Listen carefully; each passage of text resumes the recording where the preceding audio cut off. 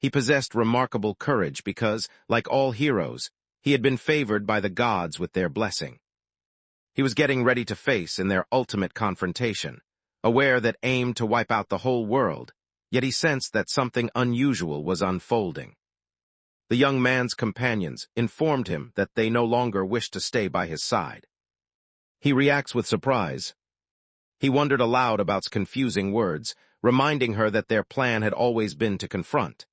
In turn, questioned whether he truly grasped the seriousness of their predicament. The boy remained quiet for a while, clearly shocked. He admitted that he was unsure about his actions so far. The girl yells that whenever there's a conflict, he simply disappears and does nothing to help. In addition to everything else, he constantly interrupts the group whenever they attempt to unwind. The boy wonders aloud if he truly behaves that way, and the woman confirms that he does. Brings up the fact that he used up all their shared funds at the guild without anyone else, but the boy simply shrugs it off, insisting it's not a big deal. Another girl reminds him that she specifically warned him not to waste all their money on gambling and alcohol. Another girl voiced her frustration about how trouble seemed to follow them no matter where they went, leading to their ban from shopping, stores, and even the guild. The boy explains that the world is simply far too harsh. He wondered aloud to whether he was the hero of the story.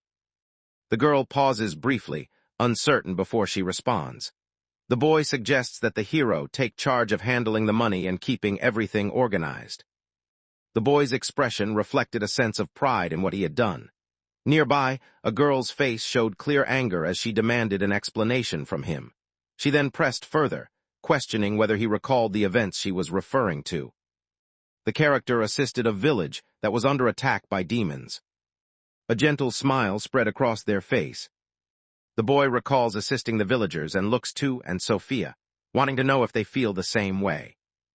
Fuming with frustration, the girl complained about receiving no reward for aiding the village and accused the boy of attempting to quit the mission. In response, the main character pointed out that this outcome should have been seen as positive. A girl stood quietly behind him. She unsheathed her sword, firmly believing that heroes were responsible for protecting those who could not defend themselves. The boy reacts with surprise, clearly unprepared for what just happened. He advised the girl to calm down, reminding her that he had come to her rescue. However, she insisted it was irrelevant, pointing out that if she hadn't intervened, things could have turned out differently. The group would have just left the village behind without a second thought. With frustration burning in her eyes, she demands to know whether the boy truly believes that. The cost of saving a person's life was more than anyone could afford. She took a step backward, sheathed her sword, and explained that she could no longer offer any assistance. Both of the others nodded in agreement, expressing their consent. They no longer wished to remain by the boy's side. He requests that they hold on, then wonders aloud if they truly plan to give up after making it all this way. He couldn't believe they were really leaving, and wondered aloud if someone was playing a prank on him. He raises his voice, urging them to think twice about their choice. However, another issue comes to mind. The trio remained indifferent to the boy's presence. Despite everything, they chose to walk away, leaving him completely by himself. For a brief moment, the boy remains quiet. The character suddenly bursts into loud laughter. He reached out and took hold of his sword, securing it firmly in his grasp.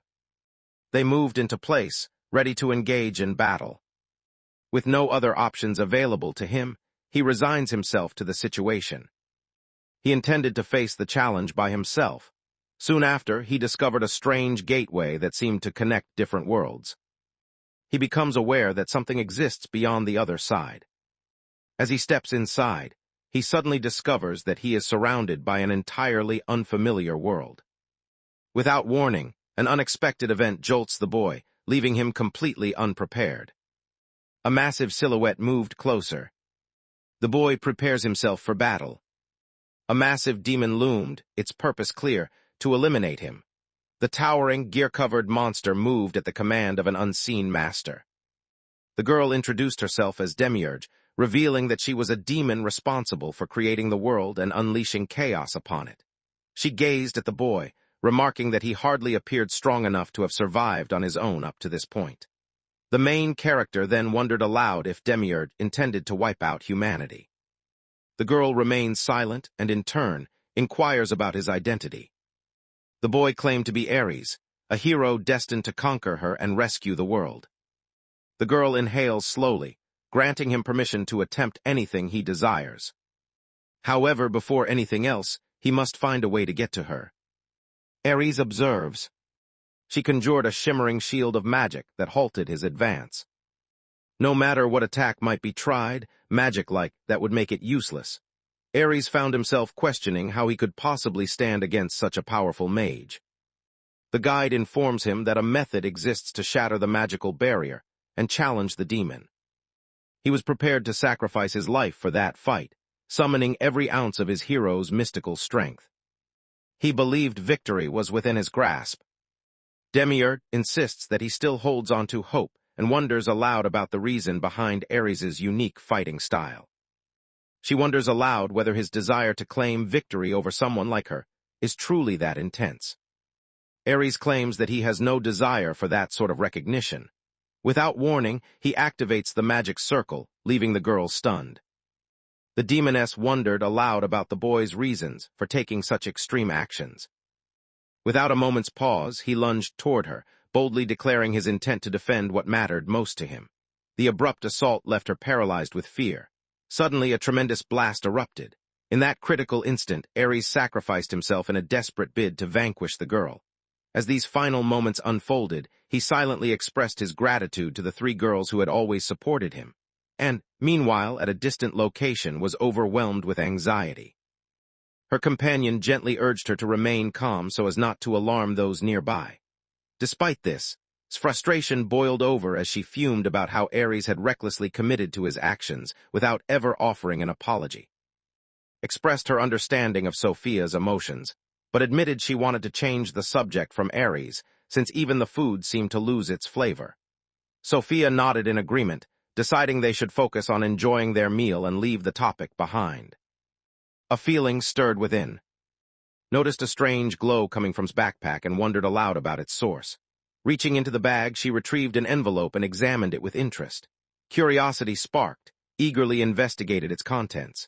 Inside, she discovered a letter that suggested join a prestigious library. Along with it, found another letter addressed to herself, offering her the position of leader of the knights. Notices that this is what their master had always hoped for. Nodded in agreement, explaining that her sole purpose for traveling was because of. Points out that the handwriting does not belong to Ares.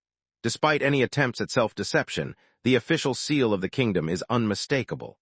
Then discovers a significant sum deposited under his name, leaving the girl stunned. She had explained before that she was in urgent need of money, so she could restore her family's house. The three girls exchanged uneasy glances, concern etched on their faces. Found herself questioning the reasons behind Ares's deep concern for their well-being. At that moment, Sophia appeared. It becomes clear to her that the envelope possesses magical properties. As life draws to a close, that particular magic tends to manifest. Comes to the conclusion that Ares might be in trouble and insisted that it was time for them to leave. They show unwavering resolve in their efforts to assist Ares. The group comes upon an enormous crater, marking the location of the demon Demiurge's stronghold, which exists in a different realm. The portal between dimensions had vanished by the time looked over, and she quickly realized it was already gone. It appeared that the demon had already been overcome. Noticed something unusual and directed attention toward it. She had spotted Ares' sword, firmly embedded in the earth. No one could explain the events that had just occurred, yet at that instant, Ares found himself standing beside the demon. Considers whether it might be better to exclude them, rather than keep them included. Ares deliberately behaved in a bothersome way, wanting the others to dislike him. Became upset, her voice shaking as she admitted she should have noticed sooner, but failed to realize how quickly Ares had changed. Her words quivered with emotion. Suspects he is not truly gone, believing instead that he is nearby, secretly amused by their distress. Overcome with emotion, she collapses to the ground, her tears flowing freely like a child's. The other two girls join her in weeping, their sorrow filling the air. To them, the demon had already departed from their world. With his exit, the era of turmoil concluded, ushering in a new chapter of tranquility. Yet the truth of this change remains hidden from the people. Ares battled bravely to his final breath, displaying true heroism until the very end. Without warning, the boy opened his eyes, uncertainty clouding his expression as he tried to make sense of his surroundings. He stood surrounded by dense trees, deep within the heart of the forest. He comes to the realization that this is likely what awaits after death. He glances sideways, a sudden jolt of surprise flashing across his face. The demoness lay beside him, her head gently nestled on his arm as she slept. Ares's voice echoed in the air as fear gripped him, a scream escaping his lips. The girl stirred from her sleep, grumbling about the commotion, while Ares questioned her presence in the room.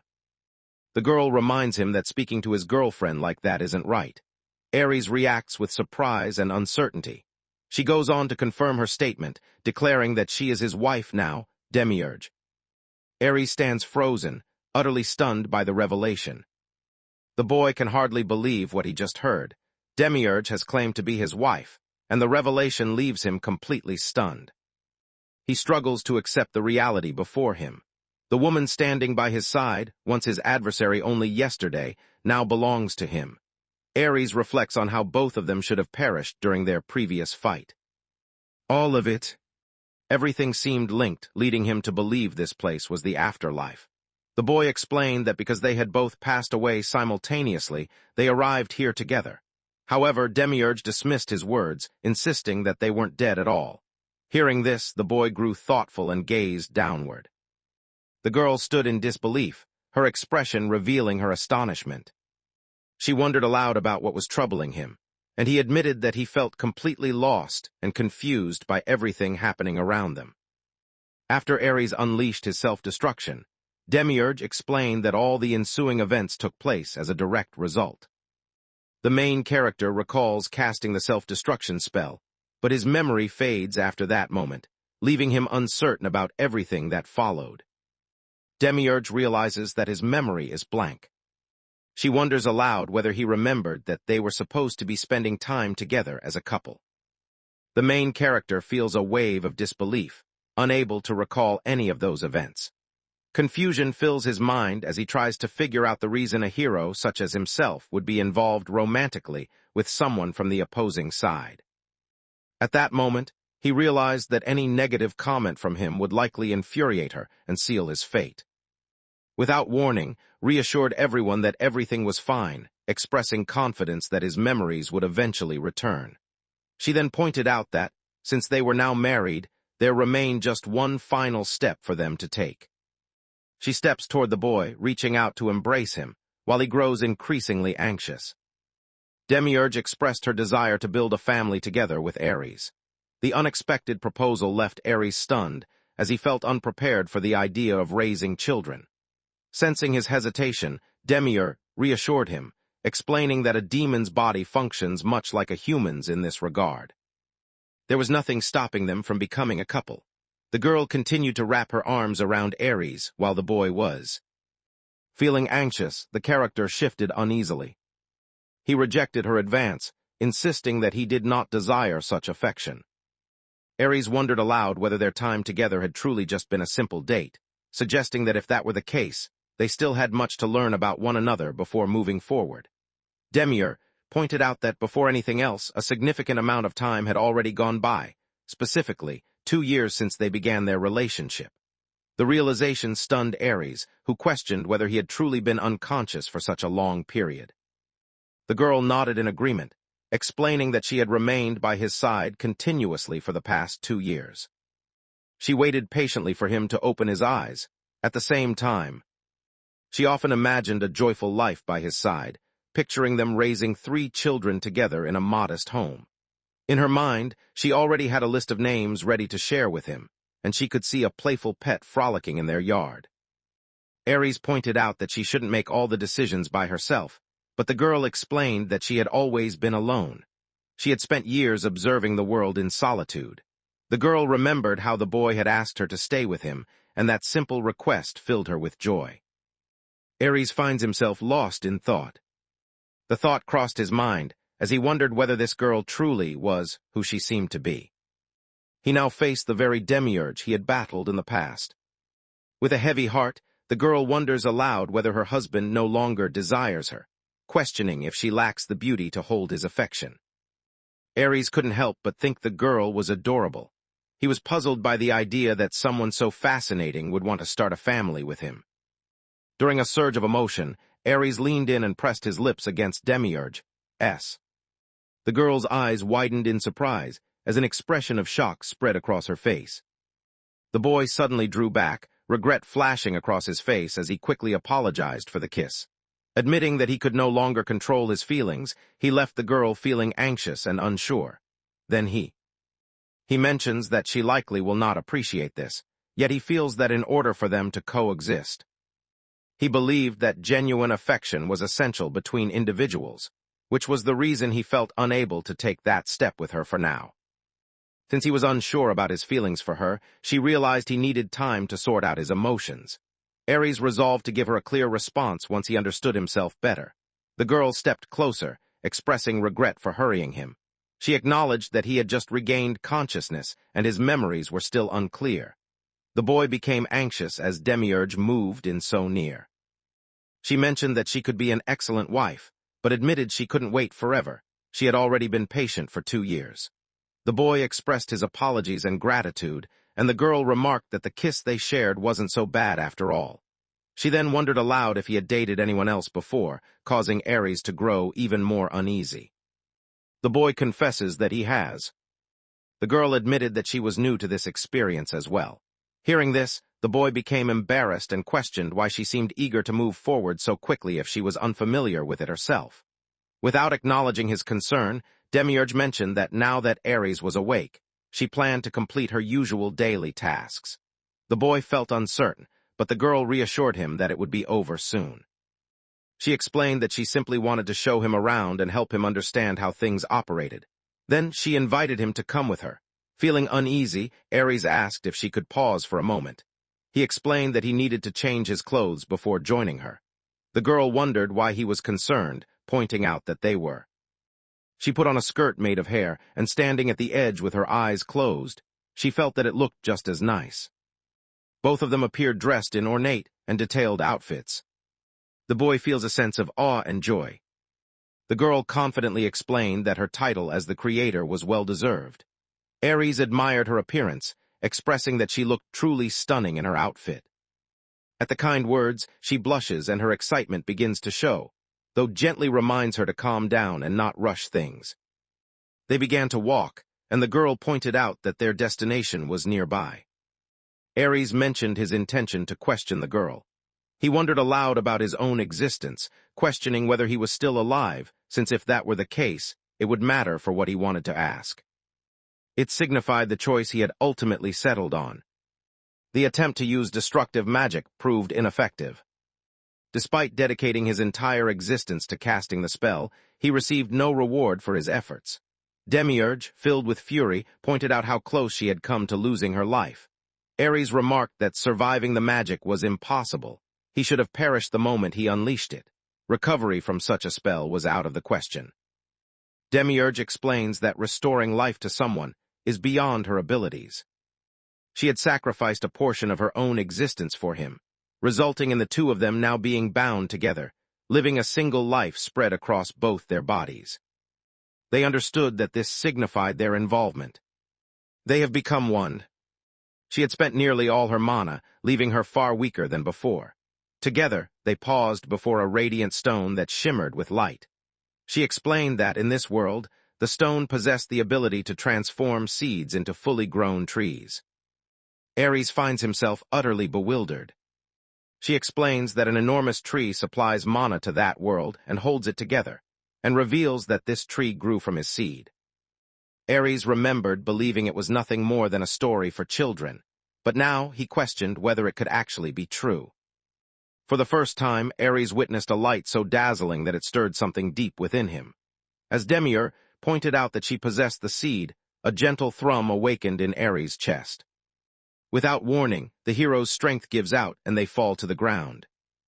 Demiurge began to feel anxious and urgently called out, hoping to get his attention.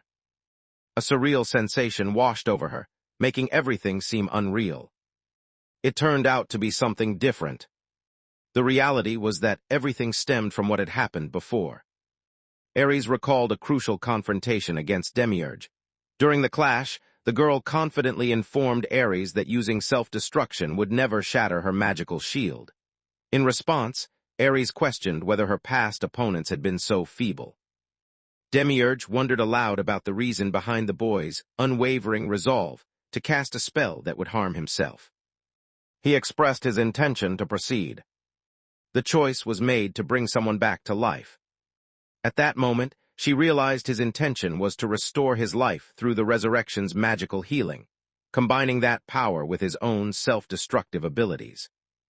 She observed that he appeared to have spent considerable time reflecting on the matter. Ares explained that it was a risk to find out whether the plan would succeed. The gods had gifted the hero class with a special power that allowed them to gain the abilities of others. In this way, he acquired skill for dodging, powerful defensive techniques, and the magical knowledge passed on by Sophia. He had reached this point because of the support from all three of them. The hero boldly declared his intention to defeat Demiurge, driven by his determination to rescue the world. Driven by curiosity, the girl wonders aloud what he intends when he speaks of saving the world. She went on to explain that all the people who came before him had made the exact same claim. They claimed their goal was to protect the world, pointing out that humans had made several attempts to harm it before. Meanwhile, Ares stood bewildered, unable to grasp the situation or the meaning behind her words. Demiurge asserts that, under the pretense of rescuing humanity, their actions are always justified as being for the greater good of the world. They repeatedly aimed their swords toward her. From the beginning, it was the humans who set out to ruin that world. Ares could hardly believe how the girl responded, leaving him completely taken aback. He wonders aloud about her knowledge and intentions, remembering that she is believed to be responsible for the ruin and turmoil of that world. The girl lets out a quiet laugh before responding. Humans, blind to their own flaws, continued to build their magical society, unaware that their actions were slowly leading the world toward ruin. The main character's anger flared as he struggled to understand her intentions, insisting that the rise of magical civilization was bringing ruin to the world. The girl explained that he had likely encountered the concept of the world tree in fairy tales before. She went on to describe how this world tree generated mana, which then circulated throughout the whole world. Now everything had changed. She gestured toward the area behind the boy to show what she meant. Ares glanced behind him, a puzzled expression on his face. The tree now appeared as a result of humans advancing too quickly because of their magical society. Ares stares in bewilderment, realizing that the shriveled trunk before him is actually the world tree. Demiurge explained that the world tree came into existence alongside the birth of the universe, and from that moment on, she had been charged with its guardianship. However, things were starting to change. The great world tree was withering away, its life drained by the selfish actions of humanity. She came to that conclusion for this reason. Her goal was to eliminate humanity, believing that by removing people, the world tree could be preserved. Her mission focused on saving the world itself, not its human inhabitants. Ares seethed with anger upon realizing that Demiurge was attempting to rescue the world, a mission he believed was his alone. Despite his frustration, he understood that if she perished in her efforts, the world could still face ruin. The boy wonders aloud whether she feels indifferent about losing her current life as a result of her decision.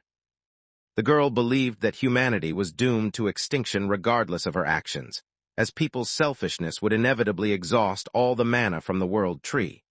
However, she could not accept the idea of letting the whole world suffer because of human pride. Ares starts to wonder if he truly trusts the girl's words. The protagonist starts to experience a personal crisis, uncertain whether erasing all of humankind was truly the solution to saving the world. The boy recalls all the experiences he shared with his friends.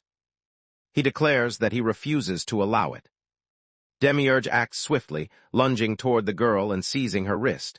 The two become entangled in a brief struggle. In the midst of their clash, the boy unleashes the self-destruction magic once more. At that range, the magical barrier would no longer serve any purpose. She yells at the boy, calling him foolish for risking his life, reminding him that he only gets one chance to come back from death, and that another attempt would be fatal. Ares admits that he isn't capable of understanding things from her broad, worldly perspective. Still, he explains that, much like her desire to safeguard the world, he also has something important he wishes to defend. A massive explosion erupts once again. A look of surprise appears on Ares's face as his eyes flutter open. Standing before him was Demiurge, expressing concern for her husband's well-being. Once more, surprise flashed across the boy's face, causing him to quickly withdraw from the girl. The girl wondered if the boy was feeling ill or if something was wrong, but he reassured her that he felt okay. Concerned, she mentioned how he had fainted so suddenly, admitting she was scared he might fall into another long sleep. Ares expresses regret, admitting that he might not have been well enough to move so abruptly. The girl appears somewhat disheartened and holds onto the boy's arm for comfort. She explained that his actions had caused her concern. She wished to remain near him for some time. The girl inched toward Ares, causing him to grow uneasy. She then expressed her desire to stay by his side in that way. Ares questioned whether this presence was truly Demiurge, as it didn't seem to match what he expected. He realized that his feelings toward the earlier version of Demiurge were not truly positive. The girl reflects on how moments like this make her think of the kindness people can show. Afterward, she assures everyone that she will handle the situation herself. Ares began to feel anxious, as they found themselves confined in that space with no way to leave. Ares suddenly recalled that, just before he lost consciousness, the girl had been explaining something about the World Tree seed to him. The girl nodded in response, lifted the stone from the ground, and held it up so Ares could see. She indicated that this stone was actually the World Tree. The hero wondered aloud about the fate of the World Tree, questioning if it was on the verge of death, but the girl quickly reassured him that it was not. The ancient World Tree remained alive, with the ability to survive for centuries. However, that number was only a projection, based on the assumption that population trends would persist as they had been. Ares began to feel uneasy. The girl explained that this was the moment she had been given Ares' second self-destruction spell. An overwhelming surge of mana coursed through her body, filling her with its immense power. The World Tree was impacted immediately, which caused it to surrender its last bit of life to create just one seed. That very seed ended up in Demiurge's grasp. Now, she has chosen to plant it in hopes of saving the world from ruin. Ares grows uneasy as the discussion continues. The girl shifted her gaze toward Ares and expressed that she had something to ask of him. It was said that possessing a vast quantity of mana within the World Tree made it possible to produce a seed of that nature. From such a seed, a magnificent tree would eventually emerge, and by repeating this process, the same outcome could be achieved once more. Ares comes to the understanding that it is possible to create an additional seed. She explained that when mana levels are too low to sustain the world, planting more trees becomes essential. She referred to this strategy as the World Tree Production Plan. In order for that to happen, the seed needed to develop. However, at this moment, she was powerless. She was giving everything she had just to make it through each day. She wishes her husband would collect enough mana, allowing her to create what she desires. The seed began to grow alongside him. Demiurge's mission centers on safeguarding that realm. Both individuals lock eyes in a silent exchange. They decided to plant more world trees.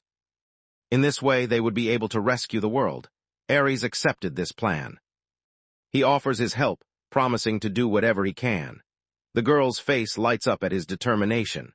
Excited, she begins to bounce with happiness, explaining that this kind of determination is just what she hoped for from a husband. She points out that since it's their first time collaborating as a couple, they should work hard to be as effective as possible. Ares acknowledged that they were now in a competition and urgently needed to collect mana, but his empty stomach clearly disagreed with his priorities. After a brief pause, the girl let out a laugh, having just recalled that humans require food to survive. Embarrassed, the boy expressed regret for his hunger. Demiurge admitted she had overlooked that fact, since she only needed mana to sustain herself.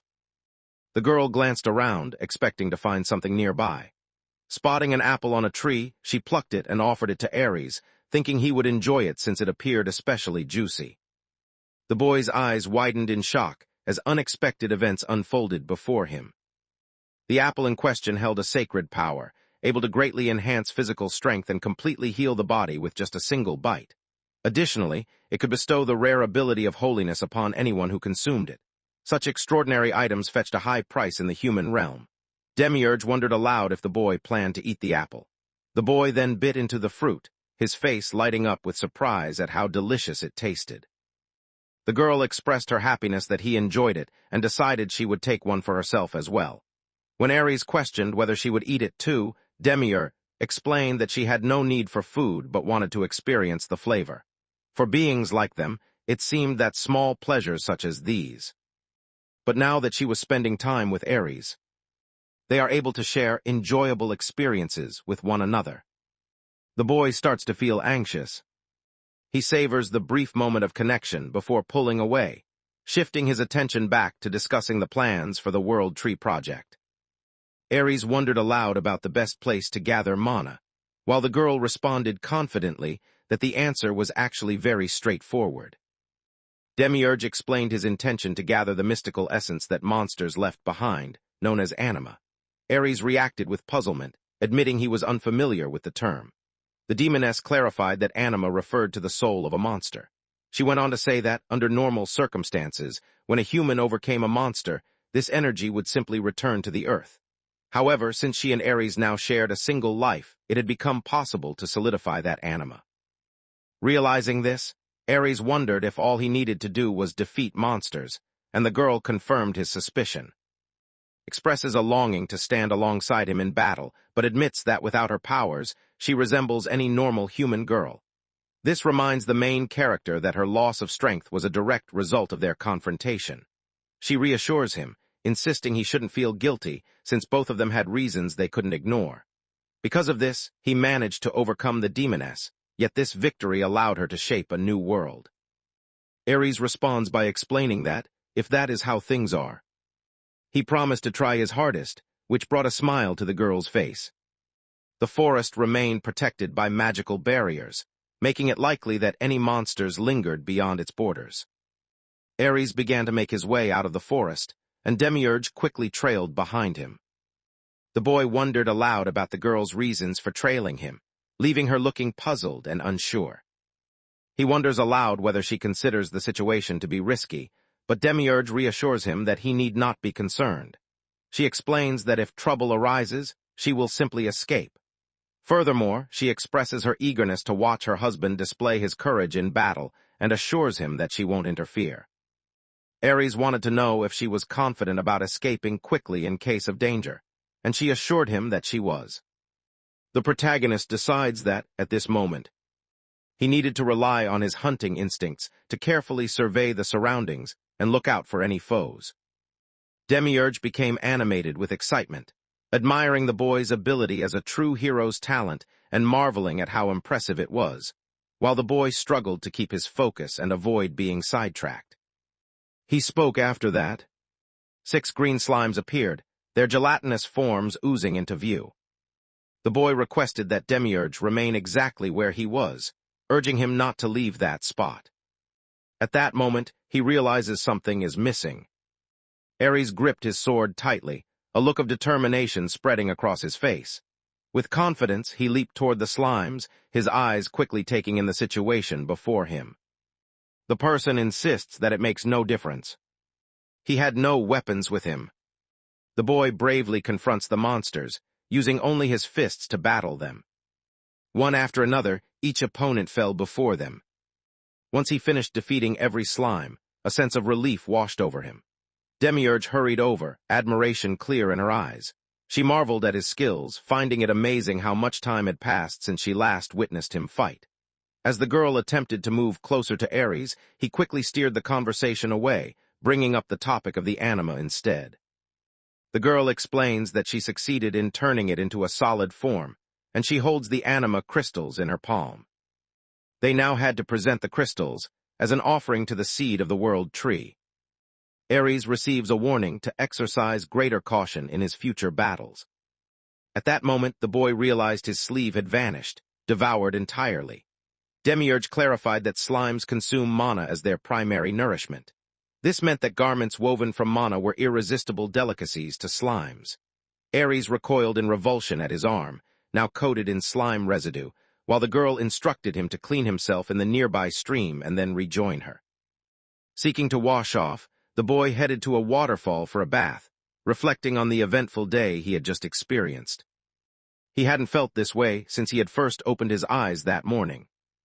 For reasons he couldn't quite understand, he found himself promised in marriage to the very person who had once threatened his life. Despite this, he had never anticipated. People often remembered how gentle and kind she used to be. Without warning, a girl walked over and wondered aloud what was on Ares's mind.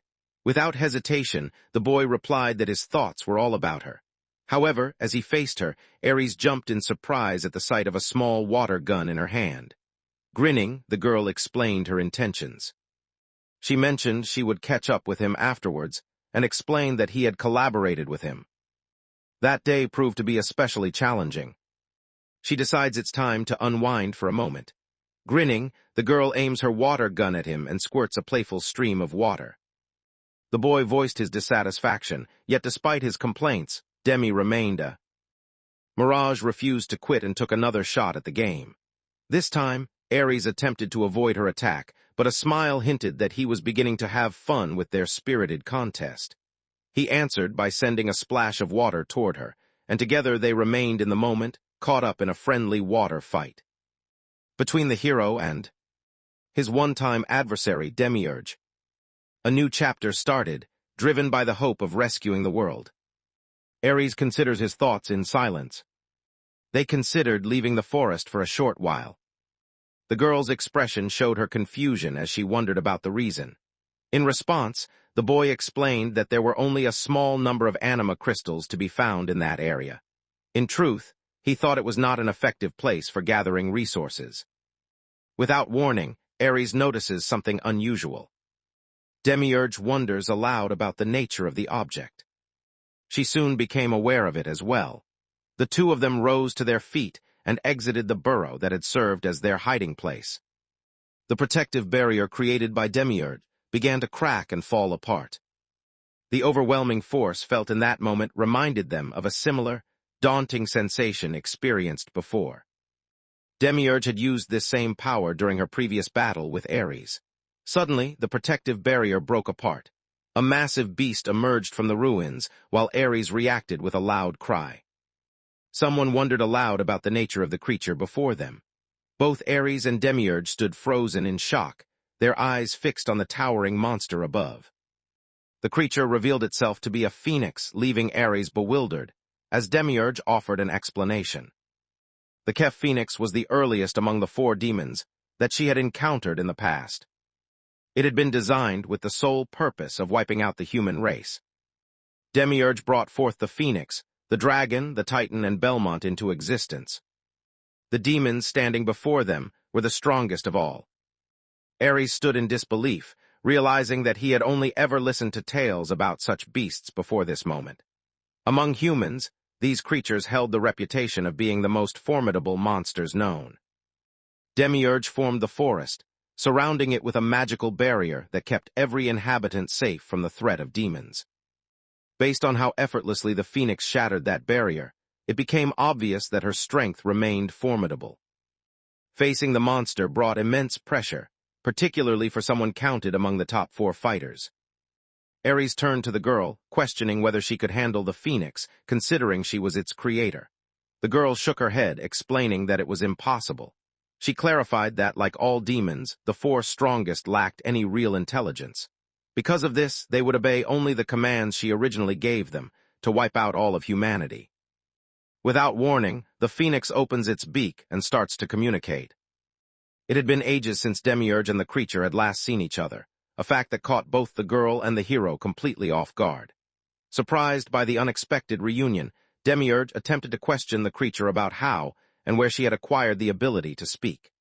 The Phoenix then revealed that countless years had slipped by since she parted ways with Demiurge, and during that time, she gradually discovered new emotions within herself. Emotions and intellect were present, yet the scene was far from over. Without warning, an intense light burst across the sky, leaving Ares and Demiurge unable to see. In an instant, the majestic Phoenix shrank down, taking the form of a young girl through a flash of magic. Ares and Demiurge stood in stunned silence, unable to find words as they took in the scene before them. At the same time, the Phoenix appeared delighted with her newfound ability to transform into a human. The girl smiled with satisfaction, mentioning that she had tried her hardest to resemble Demiurge. Observing the Phoenix, Demiurge remarked that if the Phoenix wished to remain in human form, she would need to wear appropriate clothing instead of something see-through. Curious, the Phoenix inquired about the reason, but Ares declined to offer any explanation. Meanwhile, Demiurge continued to playfully tease the boy. The Phoenix observed the interactive display. Standing between them, Demiurge offered to make clothes for the Phoenix. With a wave of her hand, she cast a spell over the girl. In an instant, the Phoenix was dressed in a beautiful gown. Ares experiences a wave of relief upon seeing that she is now dressed appropriately. Demiurge observes the girl's unusual expression and wonders aloud if she is dissatisfied with the clothing. Tears begin to well up in the Phoenix's eyes. She responds by expressing that it is a great privilege to be given clothes by Demiurge and assures everyone that she is truly delighted. Demiurge explained to the Phoenix that she had not come back after her creation. She wondered about the reason behind the Phoenix's return on this occasion. The Phoenix explained that she had been sent on a mission by Demiurge and had made up her mind long ago not to come back until every human was gone. However, there came a day when Demiurge's presence disappeared without warning. At that moment, Ares understood. This must have been when he triggered his own self-destruction. Demiurge embraced the Phoenix gently, expressing deep regret for all the distress he had caused her. Overwhelmed by emotion, the girl's eyes filled with tears, but she reassured him that everything was all right. Demiurge's safety brought relief, and Ares felt touched as he watched the two interact peacefully. The Phoenix fixed its blazing, angry gaze on the boy who stood there bewildered, unable to grasp the situation. Suddenly, the Phoenix. She pointed at him, questioning the reason a human was residing in that place. Without pausing to think, Demiurge explained that her reason was tied to Ares being her spouse. The main character thought this was an inappropriate moment for such a comment. The Phoenix could hardly believe what she had just heard. Sensing the confusion, Demiurge understood that she would have to clarify everything for the Phoenix. They made their way back to the secret hideout, nestled within the hollow tree.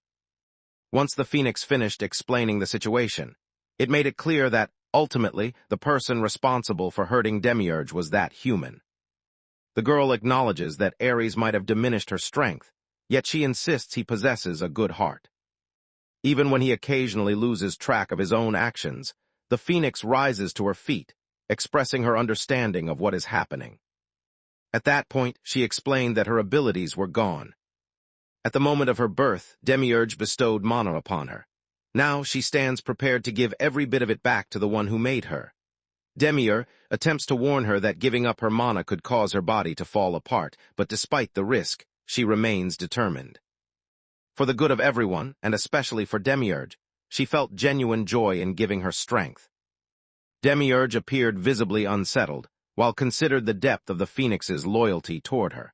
Before anything else could happen, the Phoenix expressed that there was something she wished to take care of first. She turned toward the human, gesturing in his direction, leaving Ares in a state of shock. He ridicules her with a sneer. The boy wonders aloud whether the girl is addressing him, prompting her to question his intelligence. The Phoenix then firmly states that she refuses to acknowledge the boy as Demiurge's spouse. Meanwhile, Ares finds himself utterly bewildered by everything unfolding around him. Before vanishing, the Phoenix announces her final words. She prepared to unleash her fury on the boy, conjuring a colossal fireball that hovered threateningly above her head with the force of her abilities. The girl stood determined, intent on defeating the hero. The Phoenix called out, warning Ares to brace himself for the impending assault. The girl was poised to unleash her fiery strength and engulf the boy in flames within seconds. Ares found himself confused by the situation unfolding around him, unable to grasp what was happening. Meanwhile, the Phoenix unleashed a barrage of flames so intense that it left little room for resistance. Watching the chaos, Demiurge shouted desperately at the Phoenix, demanding that it cease its attack. The girl overhears the conversation, and a wave of irritation washes over her. She begins to make her way downward. Descending from above, the figure abandons the assault. Demiurge explains that the forest serves as a safe haven, created to shield the world tree from harm. At that instant, the Phoenix prepared to set the world tree ablaze within the sanctuary. Phoenix looked worried as she realized her actions had been accidental, and she tried to express that she hadn't intended for it to happen. She had only wanted to overcome Ares. Demiurge wondered aloud about the girl's bold behavior, questioning what gave her the confidence to act in such a manner. Although the woman shared the same blood, it felt deeply offensive for her to speak so disrespectfully about her husband. The Phoenix attempted to offer an explanation. She claims that humans are a lesser, self-centered race, blindly ruining the planet without even noticing the damage they cause. Phoenix explained that it was Demiurge herself who had shared that information with her. The girl admitted that she once believed the same thing, but over time, she discovered that there are people who act with goodness and compassion. Driven by a desire to safeguard what mattered most to him, the young man prepared himself to confront her, even if it meant giving up everything. He had sacrificed his life for the cause, and even after the world tree lost her strength, he vowed to continue offering his support.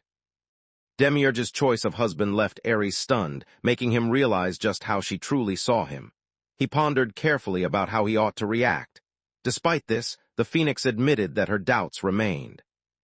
Ares was held responsible for the loss of Demiurge's power. She went on to explain that, despite Demiurge's displays of affection, he had never taken any real action. In her view, men who couldn't make up their minds were the most frustrating, and she believed that such a boy would never be able to keep her safe. Demiurge comes to the understanding that there seemed to be no alternative way to settle the situation. She wonders aloud whether her husband might agree to challenge the Phoenix to a duel. The Phoenix acted solely out of a desire to shield Demiurge, choosing not to restrain her. To change the situation, Ares needed to demonstrate his power. Rising to his feet, the boy made it clear that talk alone wouldn't fix the problem. The Phoenix then suggested they move to a different location, warning that if the forest caught fire, it would cause serious problems for them all. At another place and time, their paths crossed once more. The Phoenix explained that being farther apart helped her manage her abilities, and she wondered aloud if Demiurge would be upset if she happened to destroy the boy by mistake. Demiurge answered with a confident smile, assuring her that her husband possessed far greater strength than the Phoenix could imagine. Upon hearing those words, anger flares within the girl. She wondered aloud about the boy's strength, while Ares quickly urged Demiurge to avoid provoking her. Phoenix unleashed her energy, directing it forcefully toward Ares. A group of blazing fireballs hurtled in the boy's direction. He called upon the water spirits to defend him, shaping their power into a shimmering shield. As a massive blast erupted upon contact, the Phoenix observed the aftermath and remarked that the boy had truly succeeded in stopping her assault. The feat was remarkable, especially coming from a human, without warning. Ares rushed forward, closing the distance between himself and the Phoenix. He strikes her in the stomach with a powerful punch. The girl is overwhelmed by a sharp, agonizing sensation. The boy remarked on how her large size complicated matters for everyone. Phoenix countered, pointing out Ares's impressive strength, even though he was only human.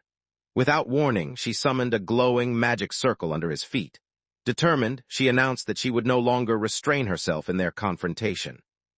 The girl called forth her enormous fireball once more, raising it high above her head. She intended to cast the spell in hopes of bringing everything to a final conclusion. Ares's anger flared as he watched the girl's actions, clearly appalled by the way she was behaving. The massive sphere of fire kept expanding. The girl bursts into uncontrollable laughter, revealing her intention to bring about total destruction. Ares comes to understand that the girl is completely unaware of her actions and has no grasp of the magnitude of the situation unfolding around her. He considers the consequences if that magic descends. Demiurge would not be able to escape its grasp, becoming ensnared like everyone else. From high above, Phoenix declared that Ares' soul was worthless and needed to be obliterated. She hurled a blazing fireball downward, announcing to the boy below that detonation was inevitable. Watching the scene unfold, the hero realized that the force of Phoenix's attack would harm even her. Though he considered escaping with Demiurge, he knew abandoning the situation wasn't the honorable choice. Because Demiurge had given life to those beings, he saw them as his own kin, which meant he felt a responsibility to safeguard Phoenix as well. A sense of unease began to creep over Ares as Demiurge's voice rang out, addressing him directly. She loudly declared that, because their lives were linked, the boy now had access to part of her abilities. The main character found themselves taken aback by this new information. Although Demiurge was unable to bring someone back to life, she still managed to offer a portion of her own life to her spouse. He had now merged with Demiurge, their essences becoming a single entity. The abilities that once belonged to Demiurge, though only a fraction remained, were exactly what he needed at this moment.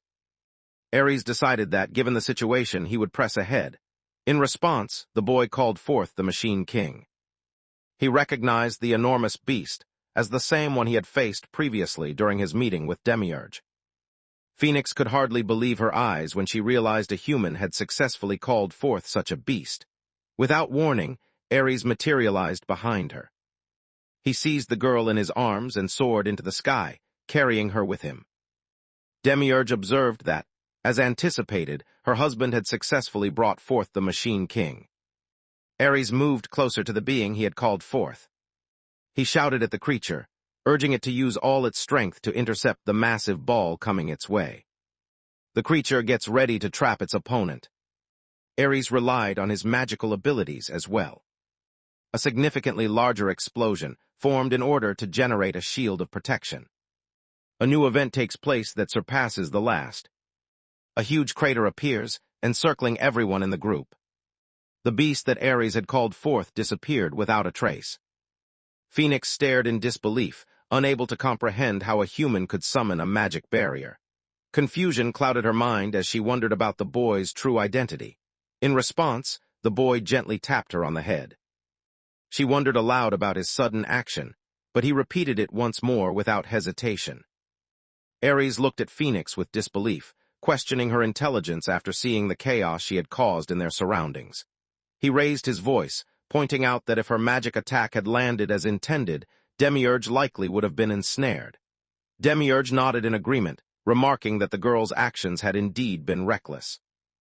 Ares's frustration mounted as he came to the realization that Phoenix had been completely unaware of the potential danger until it was too late. Without warning, Phoenix dropped to their knees on the ground. Both Ares and Demiurge observed the unfolding moment in silence. Realizing the gravity of the situation, Phoenix offered a heartfelt apology. She raised a small knife and aimed its sharp tip toward her own throat. Phoenix explained that she planned to make amends for her past actions by offering her mana to the World Tree, and she requested Demiurge's help with this task. However, the girl protested, insisting that Phoenix's approach was far too drastic. Rather than sacrificing herself, the girl argued, Phoenix could prove her remorse by helping them directly. She pointed out that with Phoenix around, the World Tree would be far safer. At that moment, Demiurge embraced Phoenix, reminiscing that it had been centuries since they last met, and now, after all this time, they could finally speak to one another. Because of this, Demiurge was not prepared to part with Phoenix. Overcome with emotion, the girl began to weep as Demiurge held. A sense of relief washes over Ares as he observes the scene unfolding before him. Phoenix then addressed the boy, her voice gentle as she expressed regret to Ares.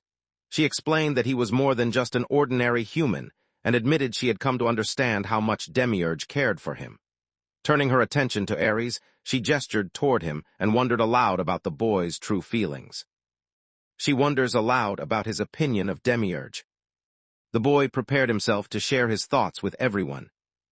Ares's composure falters when someone asks him how he truly feels about Demiurge. Phoenix fixed a serious gaze on Demiurge, causing him to feel uneasy. Doing his best to remain truthful, the hero admits his uncertainty. The response sparks anger in both girls. Phoenix walked over, irritation clear in her eyes, and expressed her growing annoyance with Ares. She went on to describe him as nothing more than a pitiful man. Demiurge had anticipated the boy's response before he even spoke, knowing he would say something along those lines. Ares admits to himself that he is uncertain about his feelings toward the girl. He found it impossible to embrace another person's affection unless he first understood his own emotions. Love never travels in just one direction. Love was not a one-sided journey. It required care from both people involved. Genuine affection could only flourish when both hearts responded to each other, allowing real love to blossom. The room grows quiet as silence settles over everyone. Phoenix suddenly broke into laughter, unable to contain amusement at the boy's actions. He expresses his feelings, prompting the girl to admit her surprise and call him a fool. Demiurge, growing irritated, insists to Phoenix that whether her husband is foolish or not is irrelevant. Ares attempted to maintain a serious demeanor, feeling that the other's behavior made it difficult for him. Meanwhile, Phoenix reassured him, expressing her understanding of what it was like to act playfully in such situations. She wonders aloud about the amount of time he will need before he can give her a response. The boy responded. The process was expected to last approximately half a year. Phoenix's anger flared at the mention of the lengthy time frame. She seized Ares by the collar, her grip firm, and warned him that he had just 1 week to choose. The boy protested that the time given was far too little, insisting he would require no less than 3 months to complete the task. Demiurge cut in to question his opinion on the 3-day period, yet Ares expressed his annoyance with her tone. Phoenix explained that she was willing to allow the boy as much as a month. However, that would be the most she would give in, as he was the type of person who could reach such a decision within just a month. Ares senses a wave of intimidation whenever he is near the girl. However, when he convinces himself that he is already grown. Thinking back on how Demiurge had spent 2 years waiting for him, he felt guilty that she would have to wait even longer, this time for several more months. The main character announced his intention, too. After learning that an answer would come within a month, Phoenix let out a sigh of relief. The girl warns the boy that he must use his time wisely. She lets him know that if he misses the deadline by even a single day, she will have no choice but to destroy him immediately. Ares and Demiurge stared in disbelief, their faces clearly revealing their astonishment. The boy teased her, questioning whether she was actually using his name, while the girl grumbled in response, insisting that using his name was simply more convenient than always referring to him as human. At the same time, within the heart of the royal capital, a woman made her way toward. Someone called out the girl's name and informed her that she had a visitor. Curious, wanted to know who had come to see her. 2 weeks passed after that. Walked into the room, remarking that a lot of time had passed since their previous meeting. She noticed that had indeed become the captain of the knights. His face lit up with happiness upon seeing, but when she called her princess, quickly corrected her, not wanting to be addressed in that way. It had been nearly 2 years since they last crossed paths. Turned to the others and posed a question. Whether recalls the boy or not. Yearning deeply, agrees. Memories of the hero Ares flood her mind. He was known throughout the guilds for his overwhelming pride.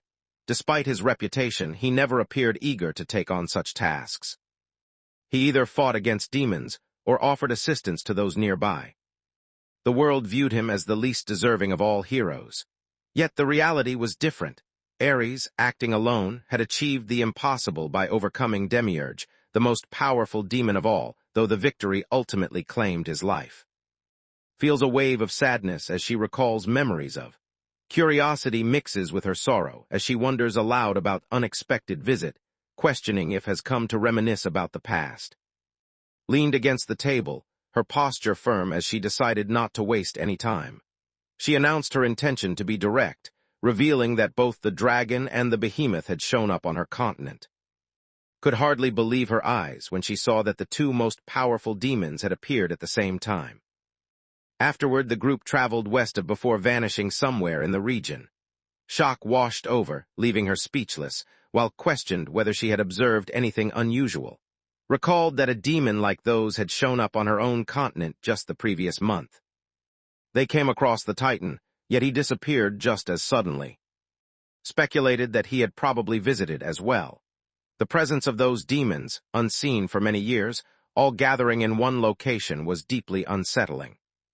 Insisted that immediate action was necessary, urgently summoning to her side.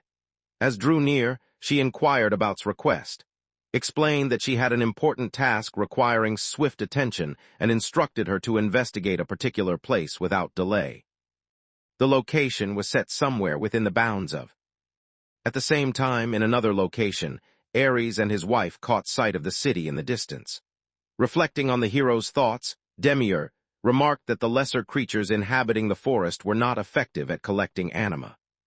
She glanced toward Ares, recalling aloud that those were his exact words. The main character nodded in agreement, admitting his confusion about her reasons for joining him. Demiurge went on to explain that a bustling city was filled with many people, and she was curious whether Ares would be able to stay focused on her instead of being tempted by other women. Ares reflects on how, not long ago, she opposed everything connected to that location, yet now she feels compelled to step into a city built by humans. Demiurge reassures him, explaining that, as a goddess of creation, she easily adapts to life among humans without any difficulty. Ares remembers that when she saw her in those unseen garments, the appearance was quite different. The protagonist realized he had never been to that city, and admitted to himself that he knew nothing about it. Ares informed the group that upon entering the city he would go by the name Alex, while the girls would assume the name. Demiurge accepted this plan without objection. As they neared the gate, Ares signaled Demiurge to remain silent before addressing the guard. He addressed her as, but she showed no sign of hearing him, prompting him to repeat her name once more. Demiurge's eyes lit up with excitement as she realized the name belonged to her. From that moment on, she would be known as. As they approached, a guard stepped forward and ordered them to halt. He wanted to know whether either of them carried any form of identification. Ares explained that they did not have any identification, then wondered aloud if it was still possible for them to be allowed inside without it. The guard informed them that entry would be permitted if they explained the purpose of their visit, but made it clear that all weapons had to be left outside the city walls. Ares felt a pang of embarrassment as he confessed to himself that he was out of money and would have to sell his belongings in the city to make some cash. The boy unzipped his backpack and revealed its contents to the guard, displaying some medicinal herbs along with a handful of other intriguing objects. The guard turned to Ares, inquiring whether he had brought anything else with him, to which the boy replied in the negative. Next, the guard directed his attention to the girl, questioning if she carried anything. Ares quickly responded that the girl did not possess any belongings. The guard paused, remaining quiet for a brief moment. He explained that as long as they weren't carrying any weapons or similar items, they would be allowed inside. Ares and Demiurge stepped into the bustling city together. The girl's face lit up with excitement as she claimed to Ares that she had fit right in among the humans. However, the boy pointed out that she hadn't actually made any effort to blend in. Ares felt a wave of relief, realizing that in a city this small, nobody would recognize Demiurge's true identity. The guard's eyes land on the pair, and he raises his voice to get their attention. Ares's body stiffened with tension when the man drew near. He reaches out his hand, offering a few coins. He pointed out that Ares had no money, and with all the shops closed, selling anything wasn't an option. So he suggested that Ares use the money to pay for a night at an inn. Ares expressed his gratitude, but the guard admitted he wasn't particularly fond of Ares. Still, the thought of a young woman possibly spending the night outside troubled him too much to ignore. As Ares and his companion moved away, the guard reminded them that all he wanted in return was to be repaid twice the amount he had offered. Ares admitted that the experience had truly frightened him, while Demiurge teased him for being overly anxious, warning that such constant worrying would turn his hair gray. She assures him that her feelings will remain unchanged, promising to love him even if his hair turns gray. A girl noticed the pair and anticipated that observing their interaction would be entertaining. The woman behind the counter informed them that the items had been appraised and shared the amount they could receive. Ares felt amazed by the total, while the woman mentioned her surprise at how many rabbits Ares had defeated and the impressive quality of the other goods. She also pointed out that Ares had discovered a sacred apple. A different woman from the guild warmly embraced Ares, letting him know that he was welcome to return for future business opportunities. Feeling bashful, the boy admitted he might consider coming back. Observing this interaction, Demiurge began to feel envious. Afterward, the two of them exited the guild and wandered together along the city's bustling streets. The boy remarked that he hadn't anticipated receiving nearly 1,000,000 gold coins all at once. He also commented on how impressive the medicinal herbs from the forest were. However, he believed the most extraordinary item remained the sacred apple. He owned a few of them, but in the city's marketplace, their value was close to 1,000,000 each. The boy had no intention of earning a fortune or staying for long, which meant everyone had to act with greater care. At that moment, Ares suddenly became aware of D.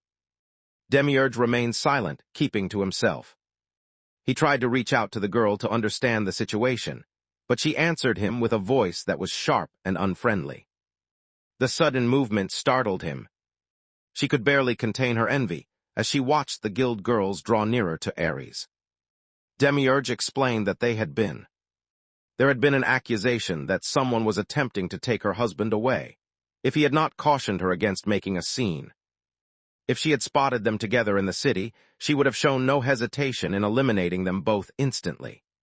Ares questioned inwardly whether such a reaction might be excessive, while Demiurge loudly proclaimed his exclusive claim as her spouse, leaving no room for anyone else. The boy notices how jealous the girl is, making him understand that he must be cautious whenever he interacts with other women. Unsure of what to do next, he tries to think of a way to cheer her up. Ares's eyes landed on a poster hanging on the wall, and excitement sparked within him.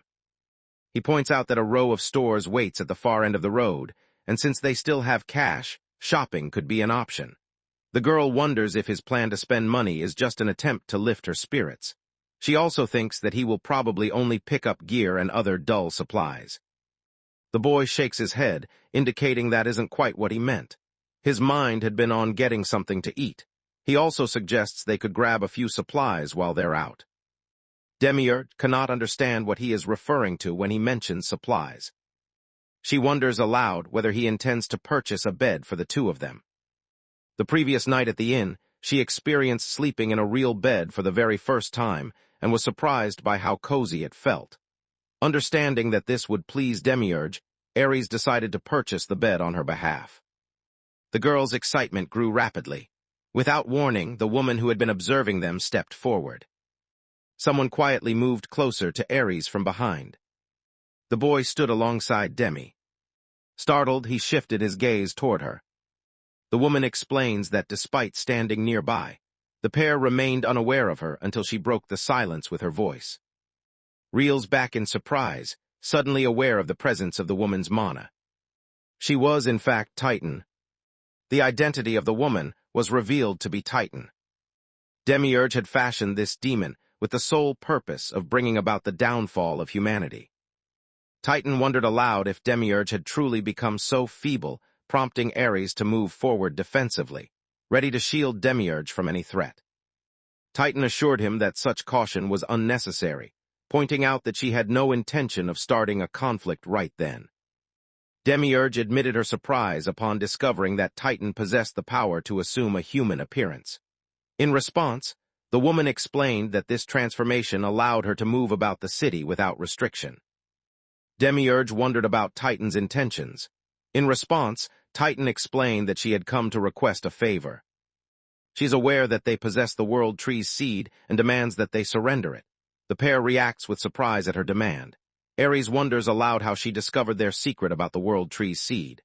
Demiurge remarks that the only ones who should be aware of its existence are herself, her husband, and Phoenix. Titan concludes that Phoenix must have contacted them. Titan admits she worried she might arrive after everything had already happened. She reveals that her knowledge comes from visiting the World Tree during the previous generation. Ares is left feeling puzzled. Demiurge then begins her explanation.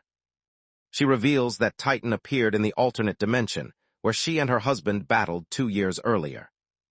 The woman explained that their fight had caused the entrance to become blocked. Demiurge wondered if the girl had broken in and questioned what could have made her act so carelessly. Titan explained that, in the simplest terms, her actions were solely to regain her energy. Ares felt a wave of confusion wash over him, as the woman explained that they had already met Phoenix. She resembled Phoenix in that her very existence relied completely on mana. At this moment her strength was fading. Because of this, Titan chose to restore her mana through a more immediate method. To accomplish this, Titan made use of the former world tree. Demiurge, consumed by anger, demands to know whether Titan has harmed the world tree. The woman immediately agreed, showing no sign of doubt, while Demiurge questioned whether she truly understood the consequences of her actions. The girl shouts out a warning that the tree's strength is fragile. If it grows any weaker, it might disappear in an instant. Ares notices that, should the world tree wither at this moment, the fate of the entire world would be sealed in destruction. All of their efforts would end up being meaningless. Titan explained that the event had already taken place, mentioning she had learned about the seed from the world tree itself. Ares appeared baffled, unable to understand how Titan managed to communicate with the tree. Demiurge comes to the conclusion that Titan must have learned this information from the spirit residing inside the world tree. However, reaching that spirit would require special means. She had likely relied on strength. Titan could not believe how furious Demiurge had become, and felt a surge of indignation in response. She explained that she had only slightly harmed the tree in order to regain her energy. In an effort to protect herself, she discarded something. Ares stood frozen, shock washing over him as the true intention behind her words became clear. Titan shared that, according to the spirit, the seed contains a greater amount of mana compared to its resting form, or at least something similar to that idea. Ultimately, the world tree revealed itself to be nothing more than a creature desperate to survive, pleading and attempting to strike deals. The memory of this amuses Titan, who can't help but chuckle at how it all unfolded. Demiurge, filled with anger toward Titan, begins to react aggressively. He started to approach her, yet before the girl could react, Titan reached out and caught her by the arm, bringing her movement to a sudden halt. Titan explained her reasons for wanting the seed to Demiurge, believing that the girl would now comprehend her intentions.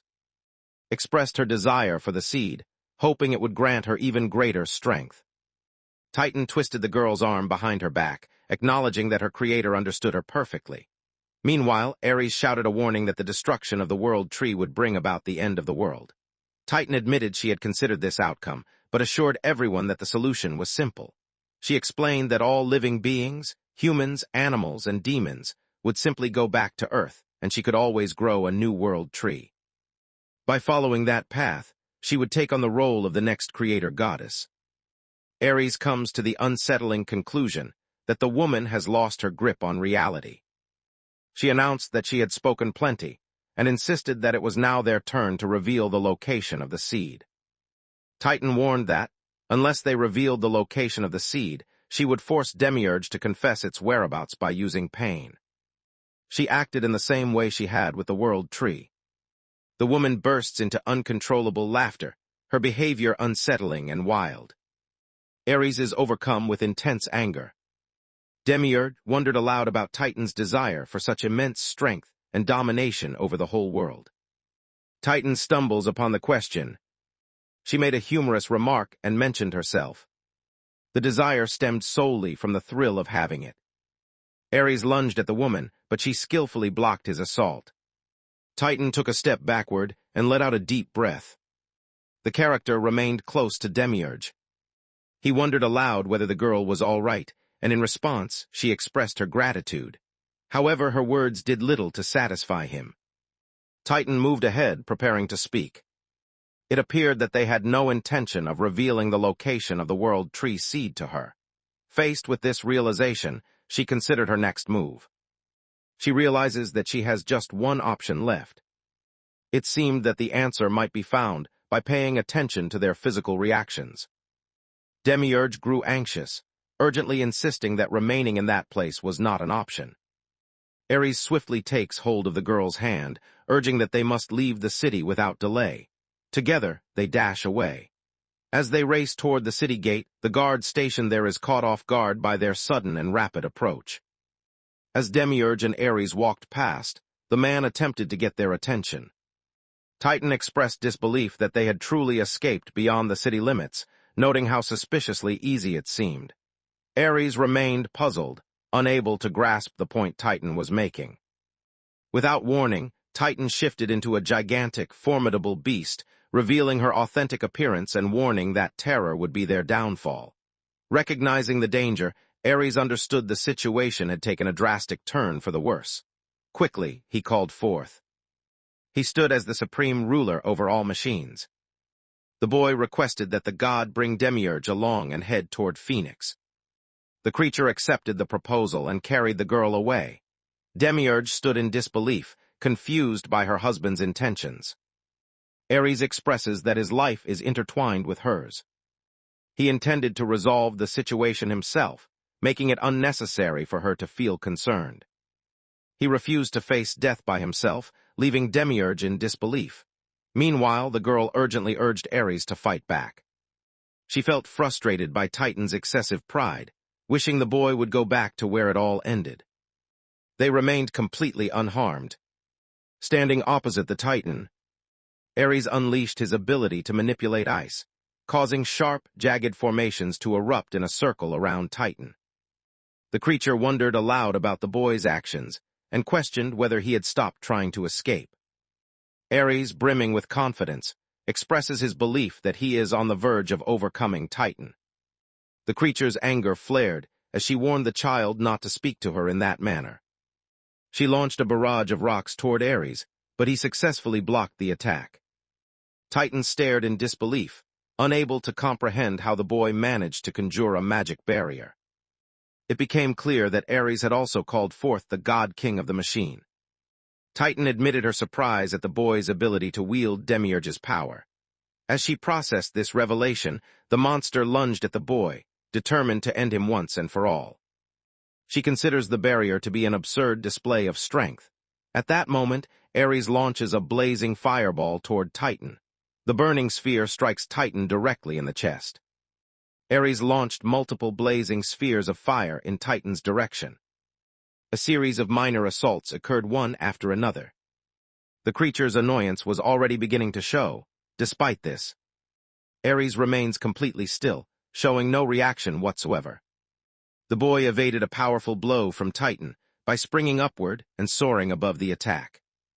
The creature struggles to grasp that he successfully escaped. Ares delivered a powerful kick that struck the monster squarely in the face.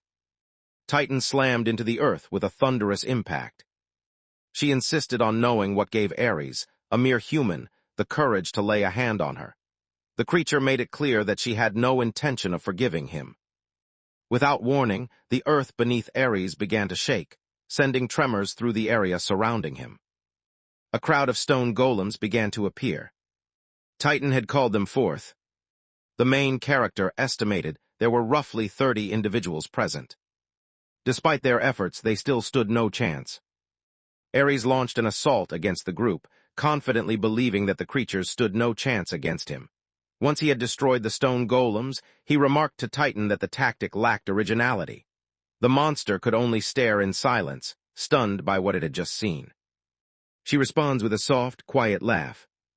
The stone golems stirred to life across the earth. Every creature reassembled itself, rising once more. Ares struggled to comprehend the astonishing scene unfolding before him.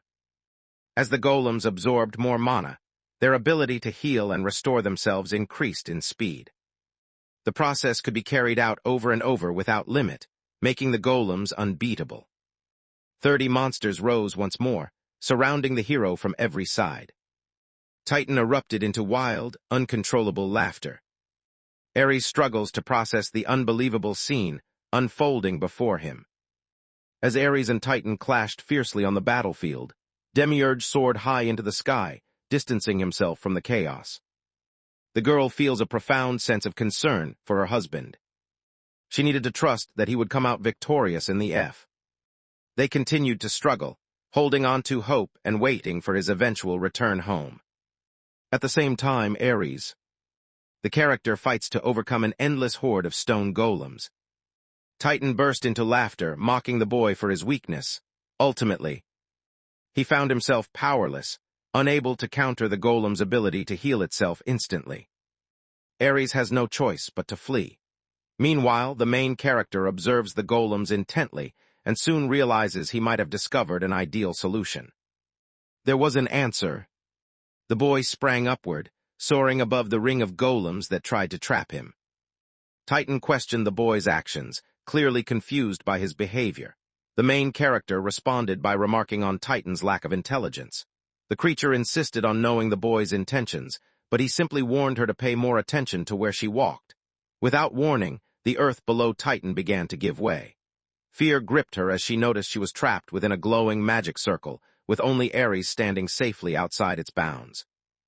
Ares then conjured a holy zone, causing a chilling rain to pour down within its borders. He raises his voice in a loud outburst.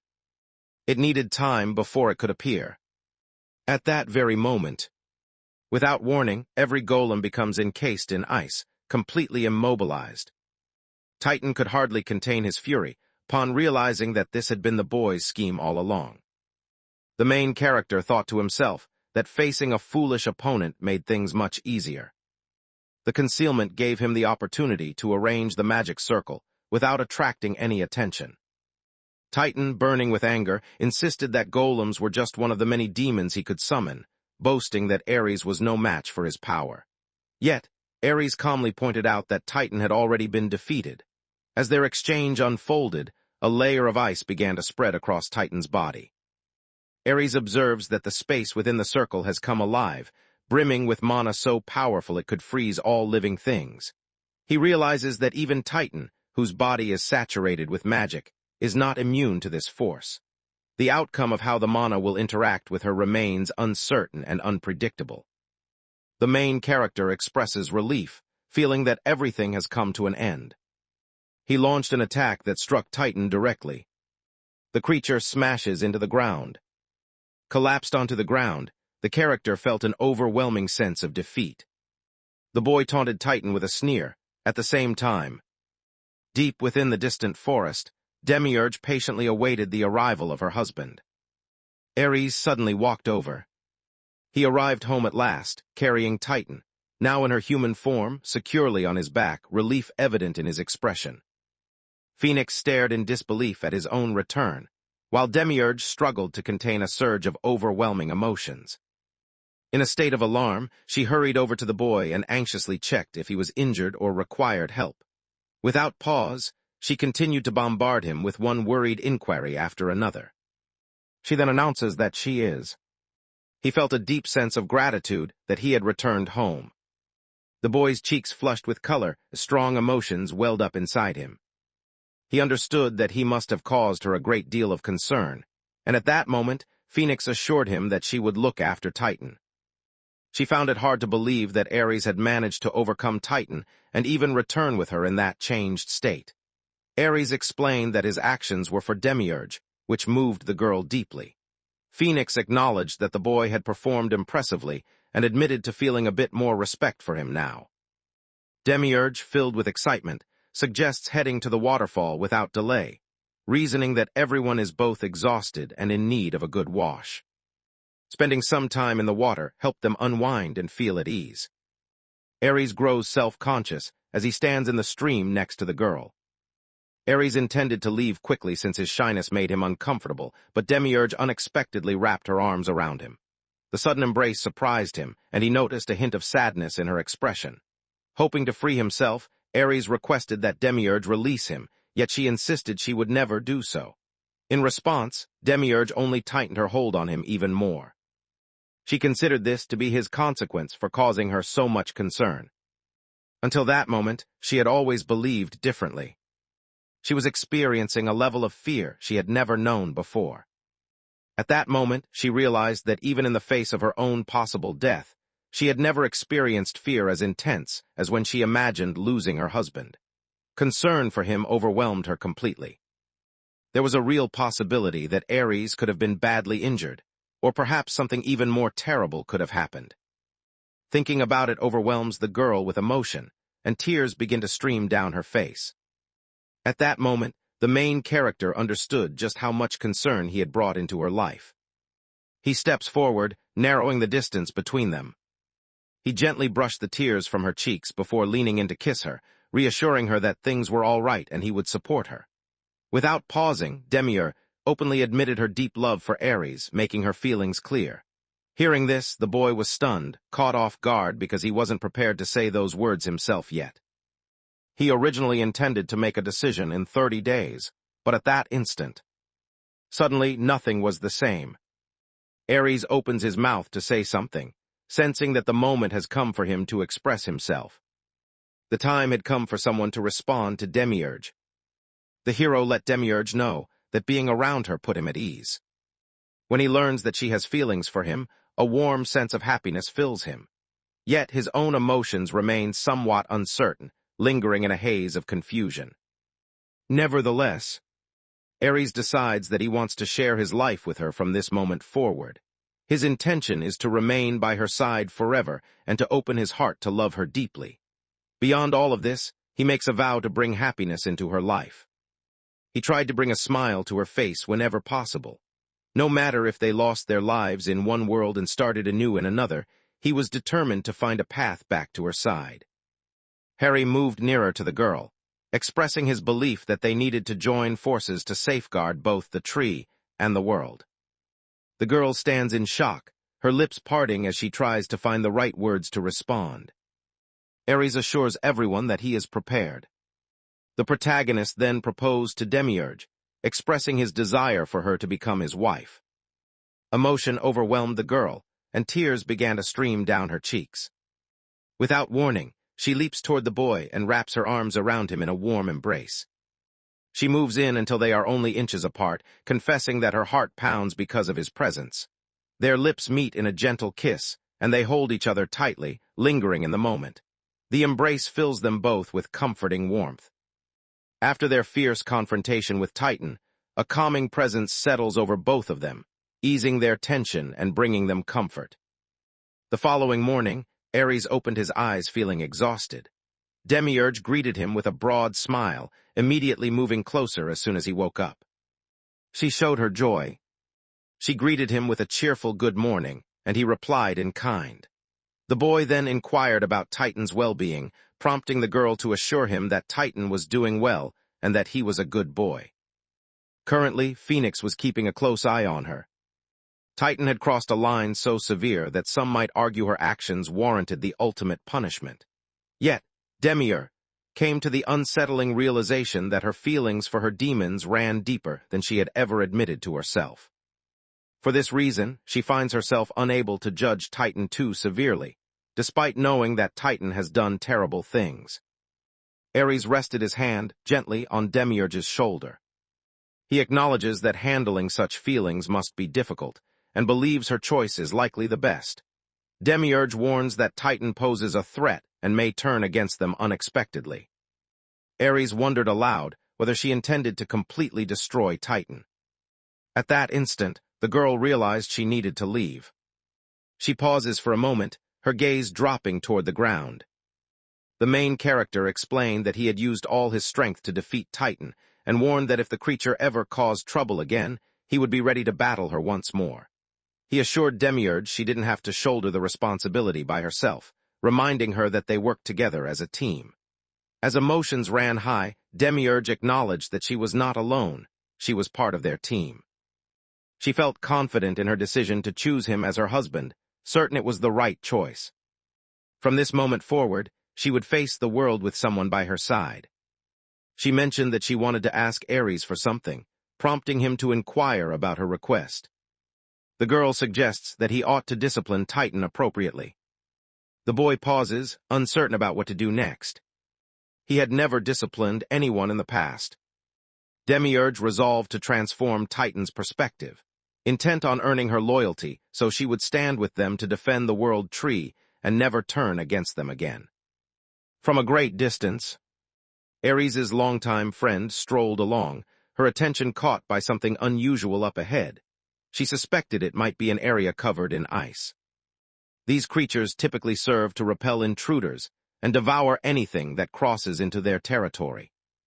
The girl accompanying her wonders aloud who might be responsible, while explains that performing such powerful magic typically needs the combined efforts of several individuals. Sophia soon made her way toward the spot. She insists that she is capable of managing the situation and refuses to let things remain unresolved. Sophia's companion wondered aloud whether she truly intended to venture out by herself.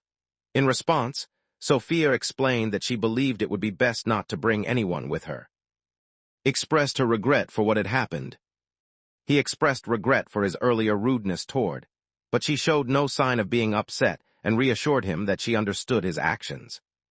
She planned a search throughout the city for clues. Inhaled slowly, steadying herself. She walked closer to the location. She conjures an enchanted creation. She surrounded herself with a shield-like cube, allowing her to step safely into the icy area.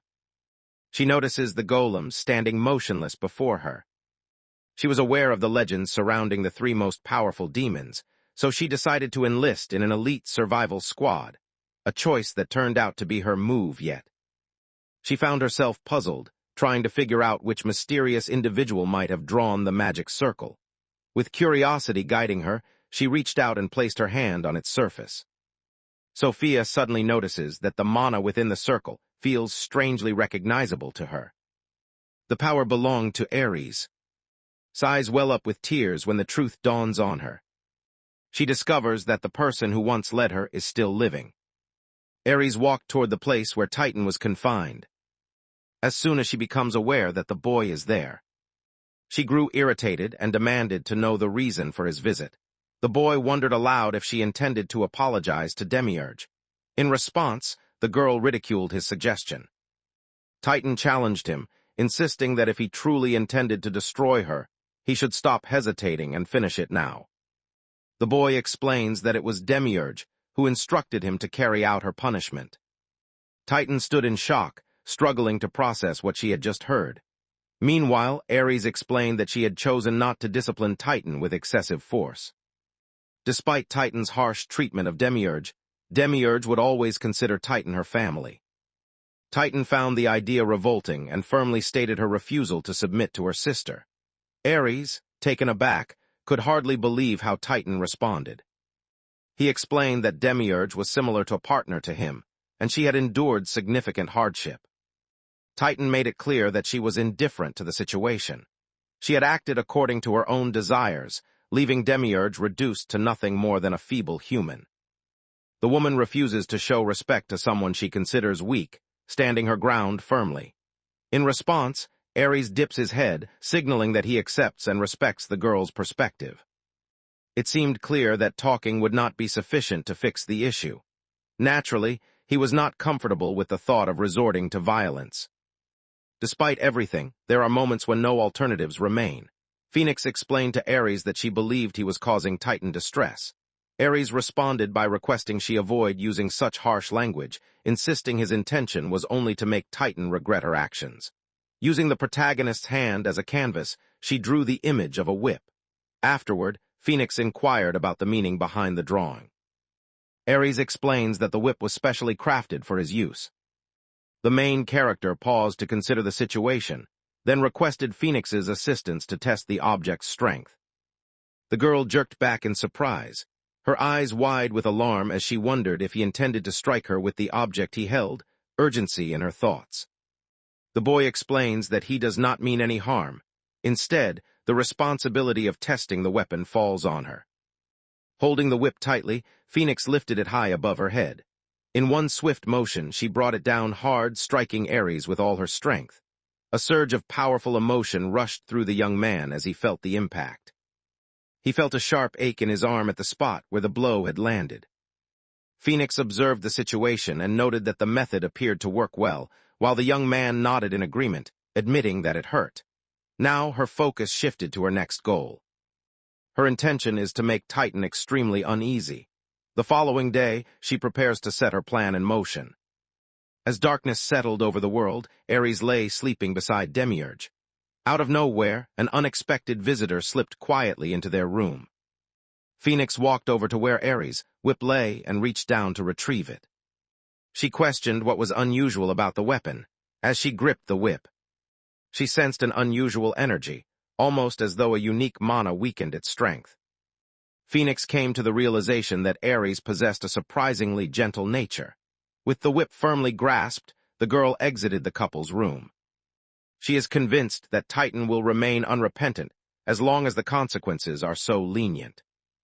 Phoenix was convinced that the girl had done something truly savage to Demiurge, an act that could not be excused. Determined to make sure any punishment was delivered the right way, Phoenix enchanted the whip with a spell. The character expresses confidence that everything will work out well from this point forward. The following morning, Ares delivered a blow to Titan, hoping the action would force her to reveal information. The hero questioned whether she had considered the consequences of what she'd done, but Titan firmly replied that she would never apologize for something she found so foolish. She leaned forward and spat directly at Hades, her defiance clear in the bold gesture.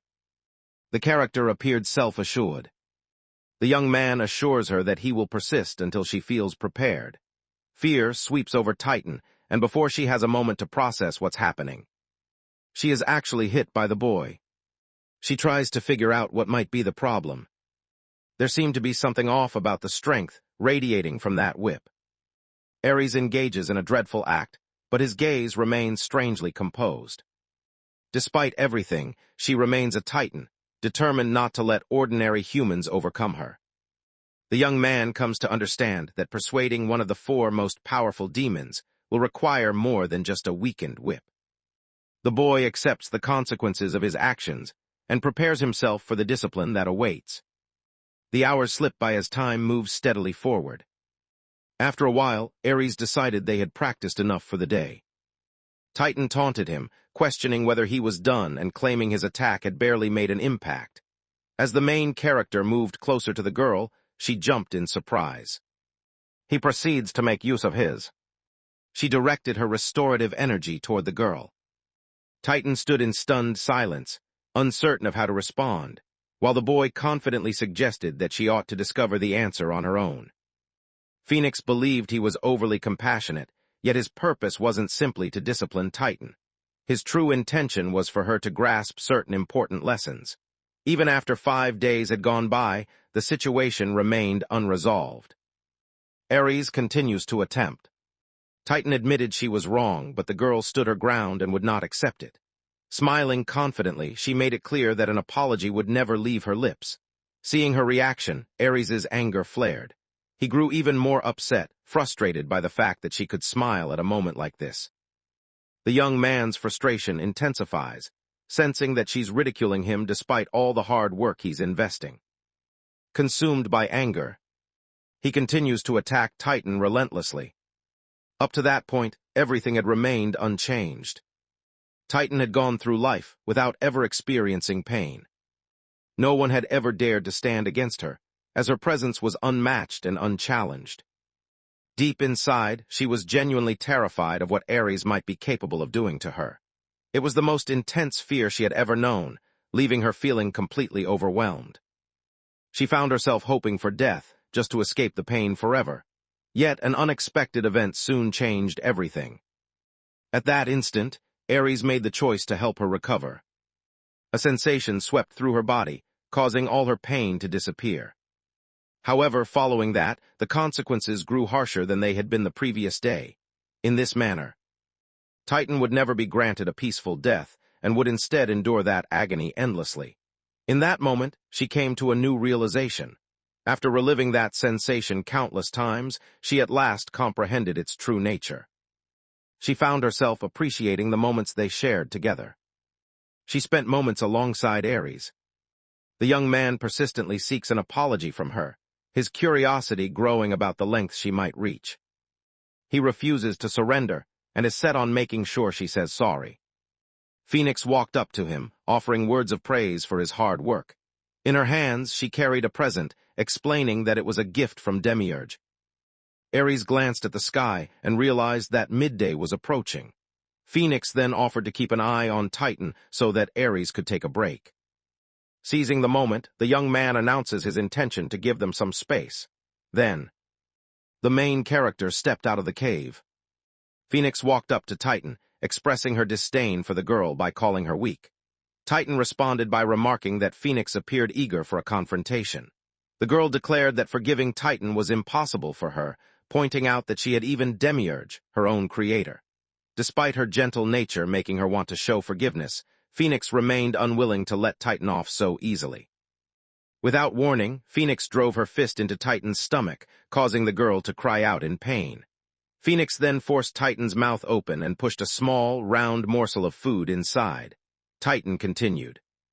Someone wanted to know what Phoenix was up to. Without warning, Titan began to notice an odd sensation creeping over him. Phoenix observes the situation and notes that the effects appear to be taking hold already. The meal Titan received from her contained a potent stimulant, one that heightened every sensation across his skin. Phoenix began to speculate about the consequences Titan might face if someone chose to punish him while he was in such a vulnerable state. She advises the girl to try her hardest to keep her sanity. Titan's anxiety began to rise as panic set in.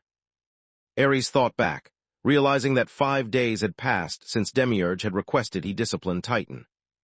Despite everything that had happened, Titan displayed no hint of regret. In reality, his behavior suggested quite the contrary. Ares delivered a blow to the girl, causing her to cry out in pain with a piercing scream. The young man appears uncertain, his expression clouded with confusion. At first, he assumed she was making fun of him, but now her response appeared confusing and difficult to interpret. It seemed possible that enduring the constant punishments had worn down her mind, and she appeared close to surrendering. Titan was real. She shook uncontrollably, struggling to command her own movements. Confusion filled her mind as she tried to figure out what Phoenix had fed her and the reason behind it. Her entire body had become intensely sensitive, yet in reality, Titan barely notices the discomfort, finding the slight ache oddly enjoyable. Titan glanced at the whip held by Ares and quietly admired its quality. He believed he could continue for as long as he desired. The boy tilts his gaze downward. He shook his head, signaling that he had finished for the day, leaving the girl puzzled by his decision. Ares announces that he has no intention of coming back the following day. Titan could hardly believe what had just happened, his surprise clearly written across his face. The boy explained that the following day would be set aside for rest, encouraging her to reflect on her actions. After the boy finished healing her, the girl found herself at a loss for words. The main character suggested that she ought to think about what she had done, implying that if her response was satisfactory, the punishment might not have to proceed. Before leaving, Ares bid her farewell and mentioned he would come back in 2 days. Titan wished the boy would stay, yet she found herself unable to voice her feelings and remained silent. She felt uneasy knowing she would spend nearly 2 full days by herself, powerless to change the situation. To her, this seemed far harsher than any punishment she had faced before. Once the days had gone by, Ares made up his mind to come back, and Demiurge opted to go with him. She notes that a whole week has passed since she requested him to discipline Titan, and now she wishes to have a conversation with the creature. Ares expresses his hope that Titan has considered her behavior and that things will improve this time. From behind, Phoenix announces that she intends to join them as well. Demiurge wondered aloud if she felt concerned too, and Phoenix admitted that she did. Curiosity filled her thoughts, particularly since they stood among the most formidable demons. Phoenix's real intention was to find out what occurred after she offered that unusual food to Titan. The trio made their way toward the entrance of the cave. The group arrived at the place where Titan was held captive. Once inside, Ares immediately addressed the girl. When Titan spotted Ares, emotion overwhelmed her and she called his name, her eyes brimming with tears. The unexpected way she responds leaves all 3 of them in shock. Titan then offers an apology to him. Afterward, she offers an apology to her sister. Witnessing Titan's willingness to acknowledge her faults and seek forgiveness, Demiurge feels a sense of admiration for her efforts to make things right. Expressed that the incident had caused her pain, but she would be able to move on as long as Titan understood his mistake. The girl explained that her son had also suffered because of what had happened.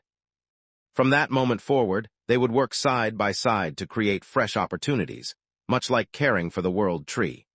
With a hint of anxiety, Titan started to express her intention to support them in tending to the world tree and encouraging its growth. In exchange, she requested to have more moments with Ares.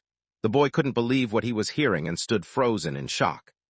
Demiurge fixed his gaze on Ares, eyeing him intently, and wondered aloud what the boy might have done to the girl, but Ares could only respond with bewilderment, having no idea himself. Titan turned his gaze toward Phoenix and called her name. Filled with excitement, she expresses her desire to taste the fruit once more, the one that leaves her skin tingling with sensitivity. Meanwhile, Demiurge approaches Phoenix.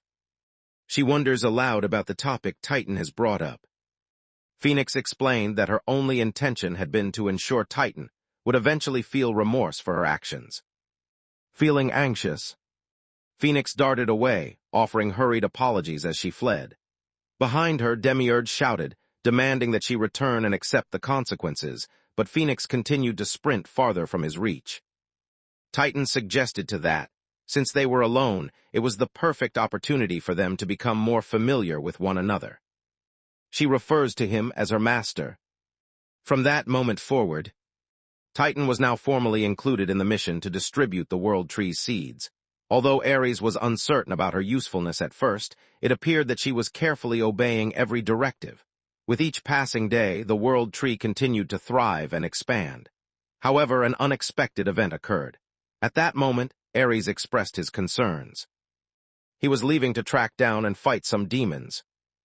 Demiurge nodded in agreement, cautioning the boy to exercise care. As he turned and left, she begins to feel anxiety creeping in.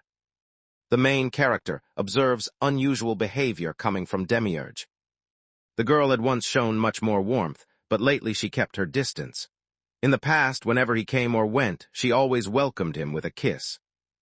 Ares reflects on when things shifted and comes to understand that it began the moment he started disciplining Titan. In that instant, after sharing an embrace beneath the waterfall, the boy realizes that everything has changed between them as they both surrendered to their emotions. The character wondered if uncertainty had started to creep in. Ares collapses onto the ground, his knees hitting the earth beneath him. He questioned whether she had disliked their embrace or perhaps taken issue with his words. The boy considers whether their relationship might become distant as a result, but he hopes things will remain the same. Now was not the moment for anyone to lose hope. He is required to be. He worked tirelessly to grow into the person he had always dreamed of becoming. It was his responsibility to look after Demiurge and offer her support. Having reached his decision, he knew he needed to return to his duties. In another location, Titan swiftly overcame a slime. Afterward, she gathered some tiny crystals, questioning their worth. She soon decided that she would likely require a greater amount. The entire process felt tedious to her, and she found little enjoyment in it. A reward awaited her, offering a glimmer of hope. By the time the day ended, she could possibly speak with Ares. Every time she tried to be near him, he responded with a look of disdain, yet she found herself drawn to that reaction. Meanwhile, Titan drifted away, lost in his own world. Her mind raced with excitement. Just then, two individuals walked over, observing that Titan appeared both lost and thoroughly entertained by his own company. She caught sight of the pair standing in front of her. Titan prepared for the upcoming fight, wondering aloud about the identity of his opponents. Titan himself for battle. The two girls watch her with steady, composed expressions. One of the individuals expressed regret for startling Titan, while the other remarked that the girls seemed to be responding a little too dramatically. Fueled by frustration, Titan demanded to learn the strangers' identities. In response, one of them questioned whether Titan still hadn't pieced it together, prompting her to admit her uncertainty. She explains that they all originate from a single creator. Titan wondered aloud if this meant the group before him were among the 4 demons. The individuals responded with confirmation, revealing that one was the dragon god while the other identified as Behemoth. Titan slowly starts to grasp the situation.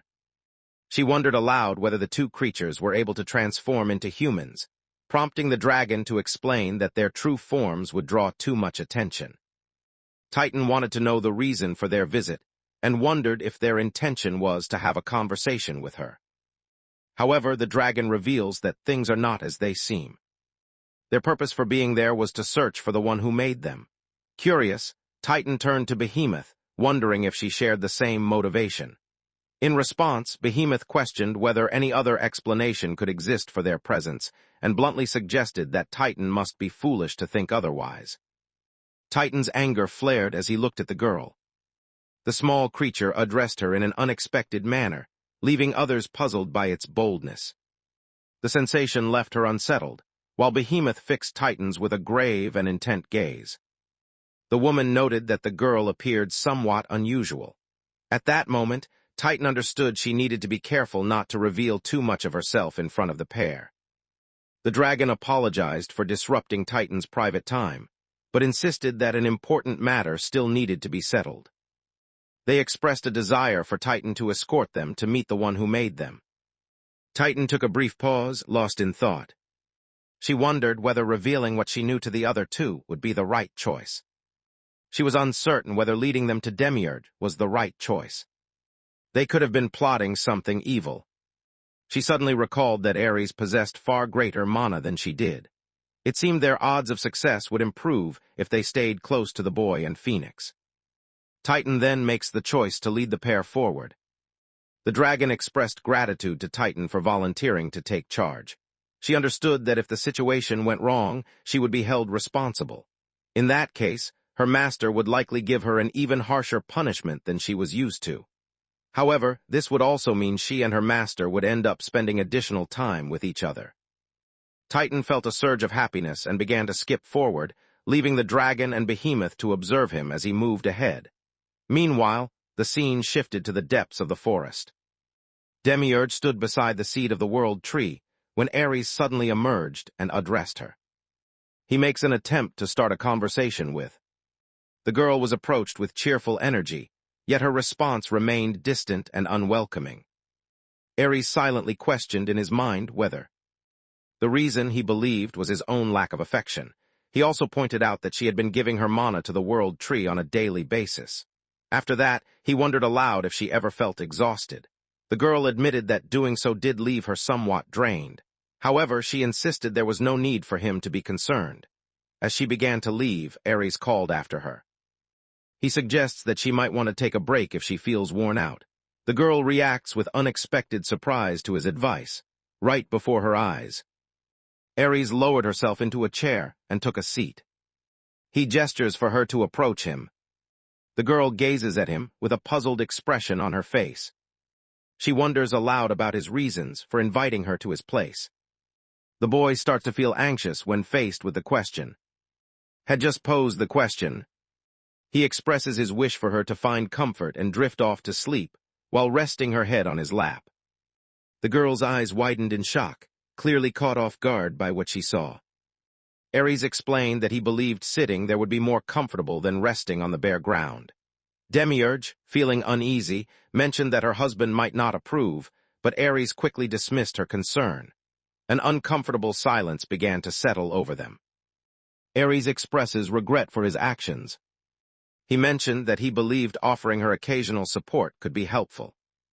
The girl mentioned that, since her husband felt that way, she would rest her head on his lap and take a nap.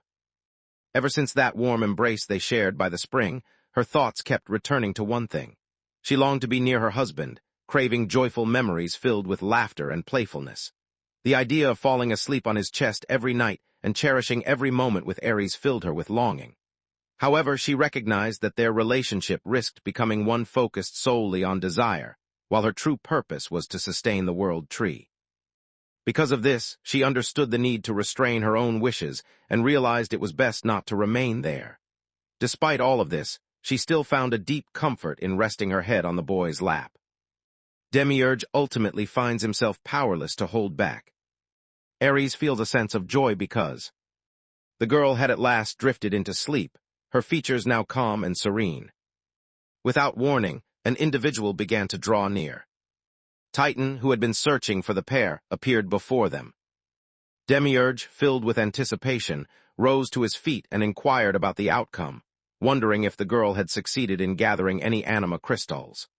Titan, feeling uneasy, explained that numerous unexpected events had disrupted her strategy, but emphasized that the real significance lay in the person accompanying her.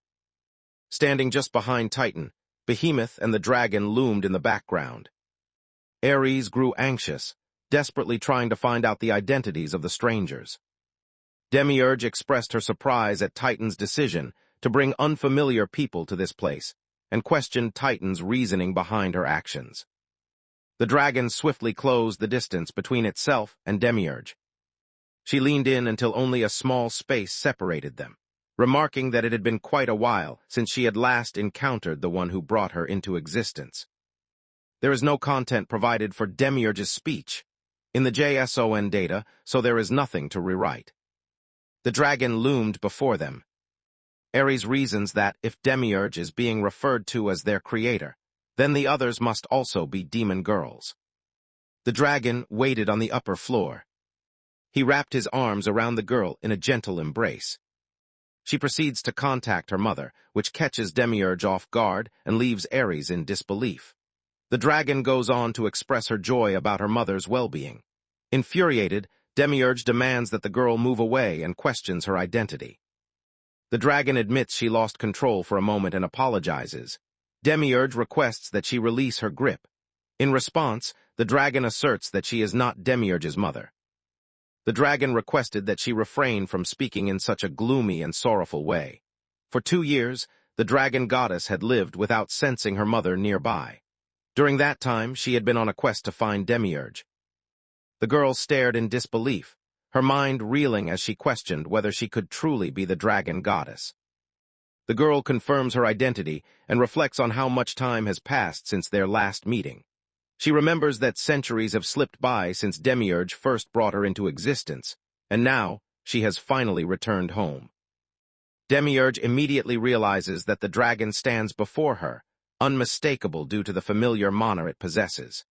Overwhelmed by emotion, the girl is deeply moved by the chance to see her creation once more. The pair radiated happiness. Without warning, the second girl directs her attention to Demiurge and calls out his name. She moved forward with a grave expression, her face betraying no feelings. Observing her arrival alongside the dragon, Demiurge deduced that she was likely another one of its creations. The girl acknowledged her identity as Behemoth and expressed genuine happiness upon seeing that Demiurge was thriving. Demiurge expressed regret for causing so much concern and motioned for Behemoth to approach. The trio held each other close, their faces lit up with joy, sharing an embrace that felt as warm and comforting as family. At the same time, Ares and Titan observed the scene unfold. With a mocking tone, Titan remarked on how emotional the reunion appeared to be. The boy expresses relief that things worked out positively on this occasion.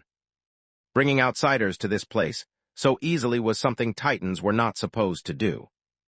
The seed of the world tree rested in this place, protected because of its great significance. Its destruction was not an option. Along with the seed, Demiurge was also present, and there was a possibility that something might have happened to her. Meanwhile, Titan prepared himself, knowing that Ares would likely punish him once more. The boy remains quiet, saying nothing for a short while. She acknowledges her understanding of the situation and resolves to exercise greater caution in the future. After the boy leaves, Titan is left feeling disappointed, as she had hoped to spend more time with him. Meanwhile, Phoenix arrives, delighted to see both the dragon and the behemoth together. The group comes together with cheerful excitement. They both felt a surge of excitement at the sight of one another. They reminisced together, exchanging stories about everything they had been through over the years, for reasons they could not quite explain. Ares had long pictured this moment arriving, but its suddenness still caught him off guard. The dragon turned to her mother and expressed that something was troubling her. She wonders aloud about the presence of a human in the area. Behemoth had been curious about that as well. Demiurge attempts to clarify what is happening, but before she can continue, Ares gently rests his hand on her shoulder. With a courteous tone, he expresses that meeting them is an honor. He then introduces himself, recalling how, 2 years earlier, he had been the hero responsible for discovering and battling Demiurge. The dragon claims to have knowledge of a certain hero, one who recklessly confronted danger. She remembered how her mother had once faced him in combat, and now, unexpectedly, he was standing before them. Behemoth wondered why a former adversary now stood by her side. Demiurge's nerves showed as she struggled to find the right words to explain the situation, her anxiety evident in the way she paused to swallow hard. She confessed that she eventually developed feelings for, and now the two share a home as a married couple. Both the dragon and the behemoth reacted with astonishment upon hearing that news. Behemoth wanted to know the reason, but Demiurge explained that the explanation would take too long to tell. After the entire story was laid out in detail, the dragon realized that the boy had perished during the fight, and it was his mother who had given a portion of her own life to save him. Together at last, they worked side by side as caretakers of the World Tree. The boy nodded in agreement, leaving her in disbelief. Behemoth points out that, essentially, the two are a married couple, causing both of them to react with surprise to the unexpected label. Demiurge affirmed her statement, expressing that she was completely correct, and the dragon offered her words of praise for her accomplishment. Ares wondered aloud if the dragon had any reasons to object to their relationship. The girl admitted she still had some uncertainties, but since this was a decision her mother had made, she felt she had no grounds to resist it. Ares found the situation unexpected, particularly since Phoenix had responded in a completely different manner. Behemoth expressed her curiosity. She wonders aloud whether Ares truly managed to overcome Demiurge. The girl lingers behind the boy, her posture betraying her unease. Behemoth fell silent, and Demiurge wondered aloud if she believed their words were untrue. The girl speculates that Demiurge could be attempting to shape them into something similar to Ares, possibly even overstating the situation. Phoenix, visibly irritated, seized Behemoth by the collar and insisted that Demiurge would never behave in such a way. She wondered aloud whether Behemoth genuinely believed her to be capable. Behemoth, wearing a stern look, replied that she would not place her trust in Ares unless he proved himself in battle. She then formally issued a challenge to the boy, demanding a duel. To her, only the strong deserved a place in this family, regardless of the Lord's approval. At that moment, Phoenix intervened, insisting that was enough, and reminded everyone that Ares was already sharing his life with Demiurge. Behemoth acknowledges her awareness of the situation, assuring that she will take care to spare his life. Phoenix's frustration grows in response to her words. Behemoth's displeasure is unmistakable. She has no interest in being close to a man unworthy of Demiurge.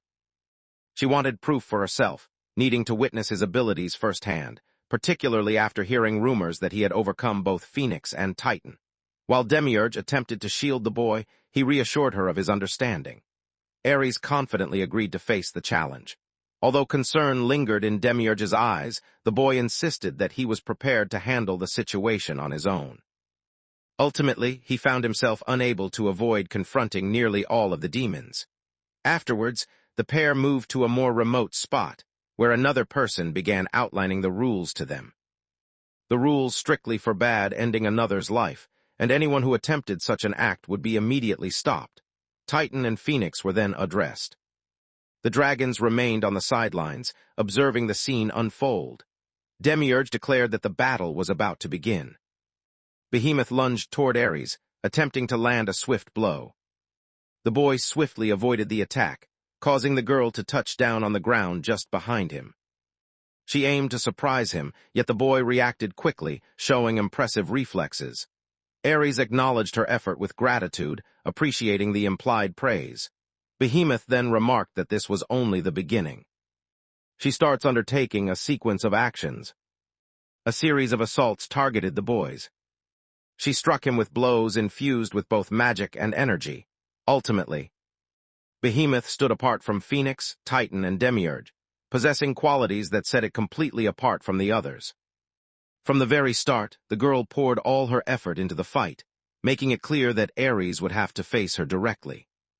If the boy failed to act, his life would be at risk, right then. The boy comes to understand that she is battling with the sole purpose of completely destroying him. Behemoth sprang upward, launching a series of powerful kicks toward Ares. Struggling to keep up, the boy narrowly avoided the assault. She tried to avoid being hit by her attacks. He remembers how Phoenix, Titan, and even Demiurge all dismissed his abilities when their fights first began, which gave him the chance to challenge them directly. However, with Behemoth, things are different. The situation was unfolding in an unexpected way. The girl activated her ability. Her hands changed back to their ordinary form. The creature possessed massive feet, each tipped with long, razor-sharp talons. She charges toward the boy with swift determination. Her strike possesses deadly force. Ares swiftly avoided the attack, causing the wall behind him to take the impact instead. Where the strike hit, enormous craters now scar the ground. The force behind these blows is far greater than anything seen before. If Ares underestimates these assaults, he risks facing serious consequences. Behemoth observes with admiration, recognizing that Ares is the very first individual to withstand such a powerful attack. In doing so, the boy could possibly persuade her. The girl launched yet another fierce assault against him. She claims that she has never once cast that kind of magic on a human. Reflecting on her experiences, she considers Ares to be the most powerful person she has encountered among all the humans she knows. She aims a punch directly at the boy's face. The protagonist manages to dodge the danger just in time. Despite his efforts, he takes a blow to the abdomen, suffering a cut.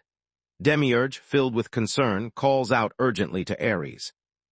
The main character realizes that just a minor scrape has already done significant harm, making him understand that a direct blow would be far too dangerous for him to handle.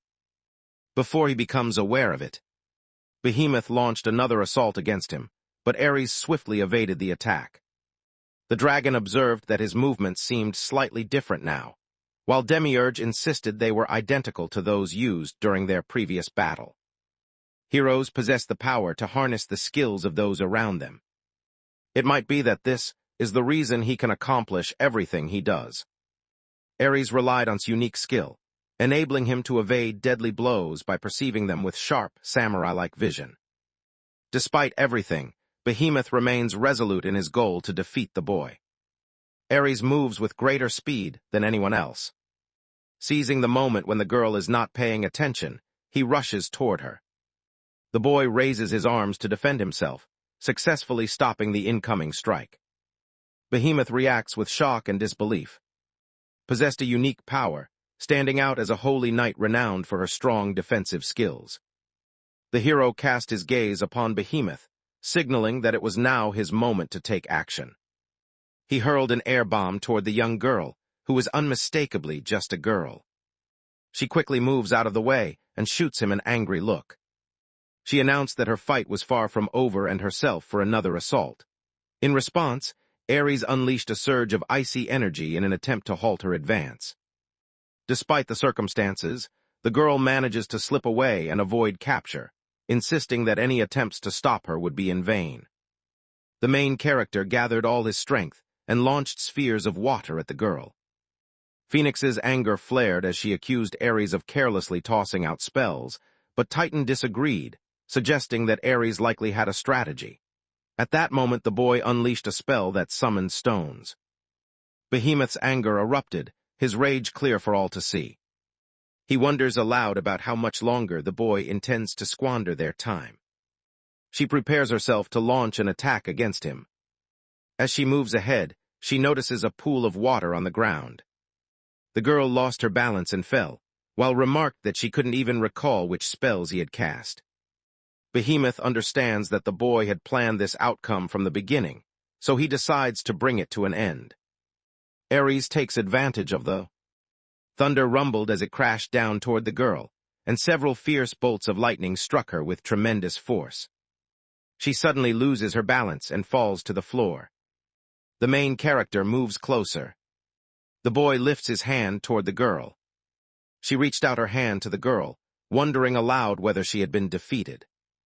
Ares reflects that if this had been a battle for survival, his fist would now be poised directly over her head. In doing so, Behemoth acknowledged her loss, conceding defeat without protest. Meanwhile, Demiurge called out desperately for her husband, her voice filled with concern. She lunged forward, wrapping her arms around him, her voice trembling as she admitted how terrified she had been. The sight of his blood had sent her into a panic, leaving her cheeks flushed with embarrassment. Behemoth expressed regret to Ares for ever questioning him, while Phoenix insisted that an apology was absolutely necessary. The girl explained that they possessed a shared soul, a truth she had always understood. Meanwhile, the dragon attempted to ease the tension, assuring her that, ultimately, nothing significant had occurred. The dragon admitted that, despite everything, giving away her own soul was a sacrifice she could never make. Demiurge explained that she had no choice. Offering her soul was the only way to bring her husband back from death. Ares noted that the two of them were bound to a single life. If something happened to one, the other would face the same fate. Behemoth notes that, given the circumstances, Ares must be more than an ordinary human. Ares appears bewildered by this idea, and the dragon affirms his suspicion. The essence of a person shapes who they are at their core. Therefore, if his spirit mirrors that of her mother. Ares concluded his words by declaring that he was no longer human. The person wanted to confirm if what they had heard was accurate. It is confirmed through biological analysis that he is no longer classified as a human. Expresses regret for having this information until now. The boy assures everyone that there is no problem, believing that everything is all right. Feeling an even deeper bond with her, he considers this the ideal foundation for marriage. He reassures her that she has nothing to fear. Around the boy, grows bashful. The two of them are enjoying each other's company greatly at that moment. Observing this, Behemoth thinks to himself that the boy is a trustworthy companion. Ares possessed immense strength, a fact even the dragon acknowledged, admitting uncertainty about her own ability to overcome him. The cat girl's body grew tense as uneasiness crept over her. In her mind, to the observer, humans had always been nothing more than adversaries meant to be destroyed. However, something had changed. Now, that particular boy could no longer be considered merely human. At this point, he had clearly surpassed her in strength. Behemoth approached Ares and wrapped her arms around him in an embrace. Watching this, Demiurge questioned her actions. The girl explained that it wasn't right for just her to receive the boy's attention. She wanted to be with him as well. Demiurge reacts with fury to the situation. Demiurge, seething with anger, warned Behemoth to stop pressing his luck, yet the girl held tightly too, refusing to release her grip. She holds him close in her arms and refuses to let go, embracing him tightly. The dragon reels in surprise, as Titan remains confused about the situation, while Phoenix glares angrily at Behemoth. The girl approached and questioned her actions. Behemoth explained that it was important to seize opportunities when encountering someone so powerful. She believed that men as strong as Ares ought to befriend others and spread their wisdom. However, Demiurge, feeling envious, loudly insisted that Ares was hers and hers alone. Behemoth attempted to persuade her that approaching Ares would benefit her, arguing that it would help her grow more powerful and destroy even more humans. Demiurge and Ares both reacted with astonishment at the logic she used. The girl explained that eliminating humans was unnecessary at the moment. She believed that if they could nurture the world tree, balance would eventually return. Additionally, she pointed out that they lacked the time to gradually increase their strength. Behemoth continued to hold on to Ares, explaining that her instincts compelled her actions. Despite this, she acknowledged that was a good person. His frustration grew clear as she tugged forcefully on Behemoth, determined to force the girl to let go of the boy. The girls started to argue over the main character, each grabbing onto him and pulling back and forth to prove who could keep hold of him the longest. Behemoth remarked that the boy probably felt quite alone and suggested it would be good for him to have more friends, since wanting companionship was only natural for people. Demiurge, however, shouted at Behemoth, insisting she shouldn't talk about her husband as if he were just an ordinary person. He believed he ought to reserve all his affection solely for her. Meanwhile, the girl began to pout, her expression showing her disappointment. The dragon remarks that Demiurge's behavior is childish. Behemoth glanced at the girls, expressing his belief that the situation was unfair. Phoenix insisted she had no interest in getting closer to Ares, and Titan expressed the same sentiment. After that, Titan took a moment to think back on her own experiences spending time with the boy. As she drifted deeper into her own thoughts, The dragon reminded her that behemoths were not supposed to handle their mother's belongings. Despite the warning, she realized how rare it was to meet someone as kind as Ares, so she could see why she was caught up in this conflict. At the same time, Demiurge and Behemoth appeared. Both continued to struggle and wrestle with one another, each determined to have the boy exclusively to themselves. The boy reaches his limit with the overwhelming disorder. Later that night, Ares made his way toward his destination. Demiurge slept in a regular manner. Similar to Phoenix and Titan, both Behemoth and the dragon promised their support in nurturing the world tree. With this progress, they drew nearer to saving the world from complete ruin. However, that issue would have to wait, as something else demanded their attention right now. Demiurge lay in bed, sulking, clearly irritated.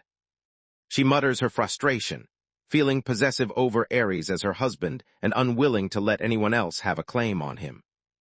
The boy gave a soft laugh, prompting the girl to question his amusement and insist that she wasn't interested in jokes at the moment.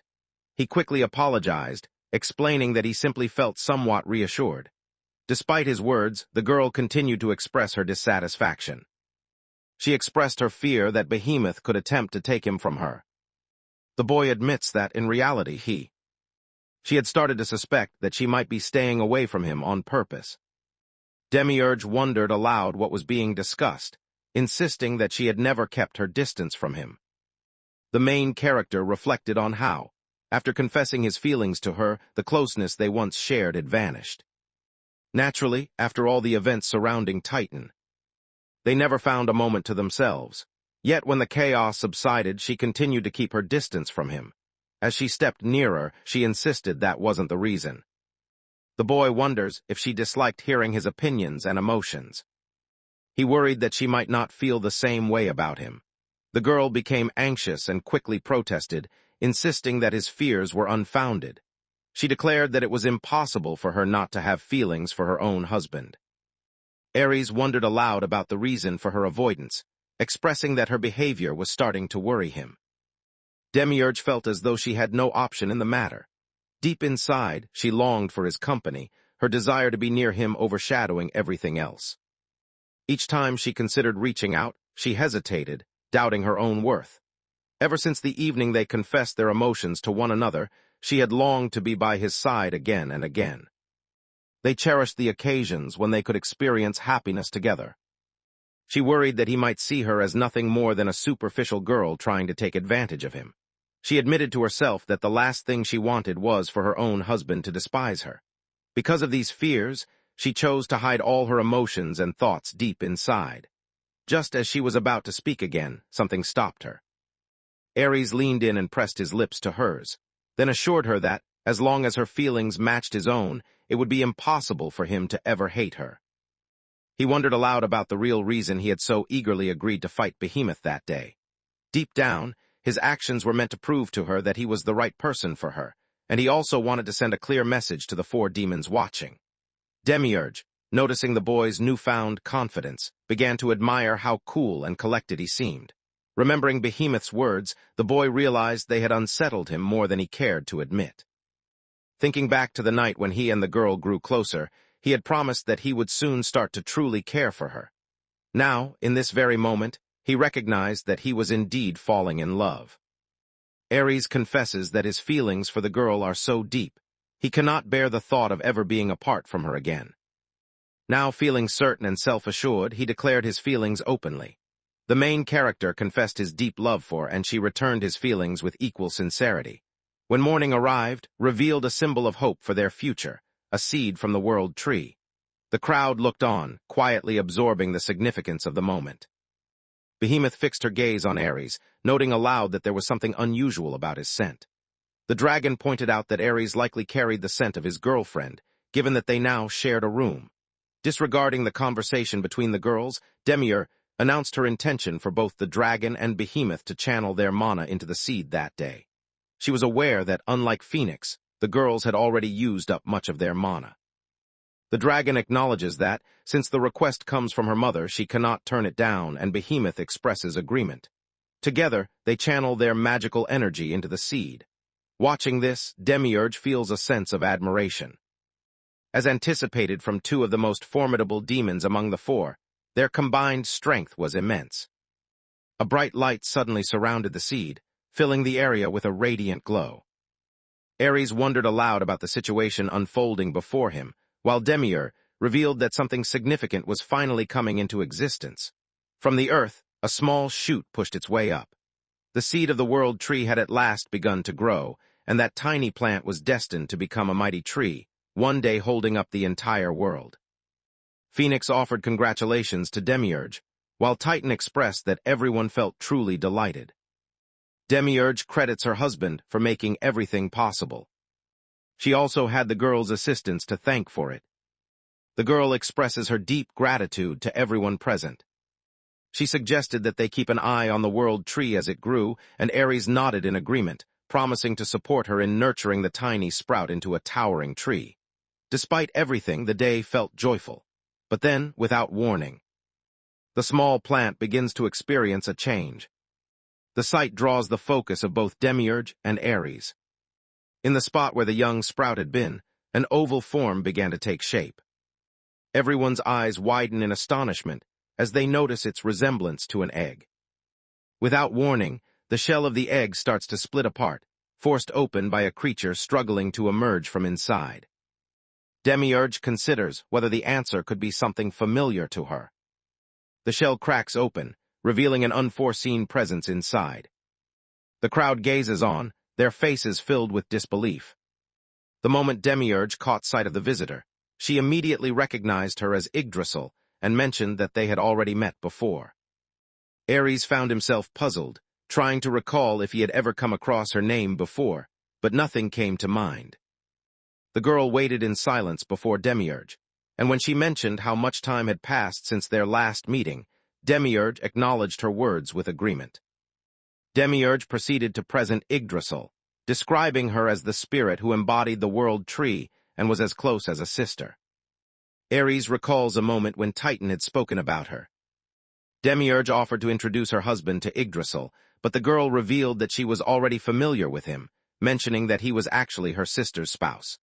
Annoyed, Demiurge took issue with the way the girl addressed her. Their disagreement quickly escalated into a quarrel over proper forms of address, but Yggdrasil interrupted, voicing her frustration at having to watch their bickering. Neither of the two displayed much respect toward others. Demiurge acknowledged that she had lost the argument and accepted that the girl was free to address her by any name she preferred. She observes that the girl is very different now. Observed that Demiurge had many changes as well. The main character realized that, since she was like a sister to Demiurge, she could sense these differences more clearly. Her behavior toward the girl contrasted sharply with the way she interacted with the boy. Now, the final piece was all that remained. Yggdrasil began to remove her unseen garments.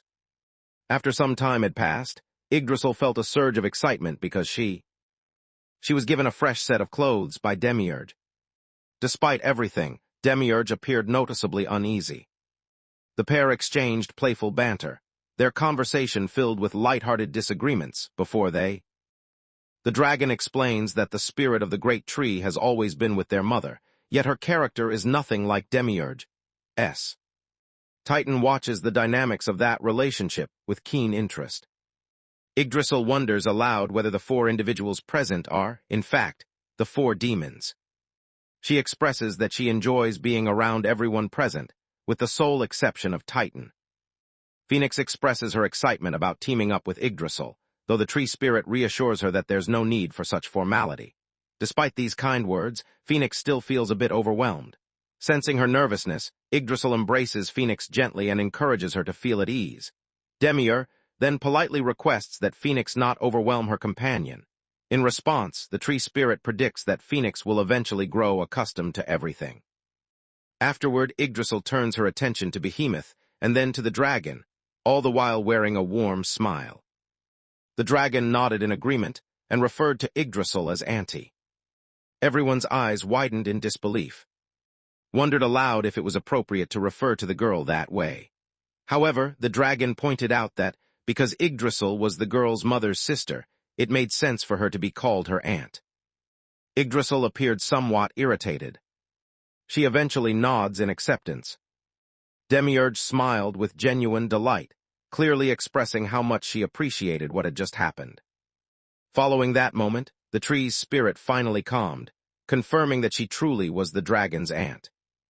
Titan wondered aloud why they had spent so much time for seemingly no reason.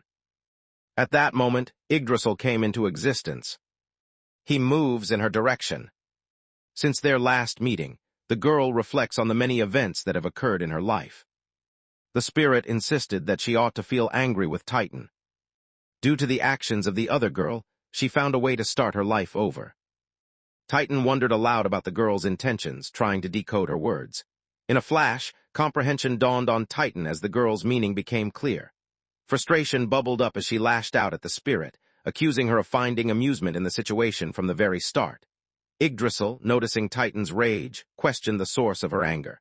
Meanwhile, Ares, confused by the commotion, sought an explanation. In that moment, Titan became painfully aware that she had been under Yggdrasil's control the entire time. At that moment, the spirit explained that rather than giving the remainder of her mana to the new tree, she had chosen to use Titan for that purpose. Ares felt a wave of confusion, unable to grasp the situation, while Yggdrasil revealed that she had received assistance from him as well, though he likely remained unaware of his involvement. Hearing this, Demiurge found himself perplexed by the new revelation. At that moment, Ares realizes what is going on. Titan had chosen to drain mana from the Tree of Life, causing harm to the ancient tree. Upon discovering her actions, Ares confronted her, and Titan revealed what she had done. At that moment, she noted that the seeds contained greater mana than anything she had encountered before. This information, Titan had learned directly from Yggdrasil. Allowing her to siphon mana from the world tree, and disclosing secrets about the seed, had always been intentional steps in the spirit's carefully crafted scheme. Titan looked intently at Ares, wondering aloud if Ares could recall the events that unfolded following their encounter. She lost to him. The mana he had taken from her ended up being offered to the seed. Yggdrasil confirmed that this was correct, explaining that Titan ultimately functioned as a conduit for channeling mana. Ares and Demiurge could hardly believe the impressive level of detail and thought that had gone into the plan. Demiurge observed the situation and recognized the ingenuity behind the plan. The spirit explained that, when the world tree started to wither and others attempted to take what belonged to her, she had no choice but to act as she did. The girl wondered aloud what might have occurred if her husband had not been victorious in the fight. In response, Yggdrasil reassured her that there was no need for concern, explaining that she had been observing them the entire time through the seed. The girl walked up to Ares, catching him off guard. She explained that she had observed his battle and was confident he could overcome Titan. Hearing this, the main character became embarrassed but deeply appreciative. Sensing this and feeling envious, Demiurge stepped between them and declared that she, too, had always believed he would win. Yggdrasil taunted Titan, while the girl reluctantly conceded that the plan had actually been clever. Although her frustration toward Yggdrasil lingered, the spirit began to speak. She realized that although the plan had succeeded and she overlooked certain things, she now believed that wasn't the proper way to act. Titan was in need of a bit of discipline. That night, Ares secured Titan to a tree, leaving him hanging upside down. He offered an apology, explaining that he was only following Yggdrasil's orders. The girl paused uncertainly before admitting that, in truth, she was finding the experience somewhat enjoyable.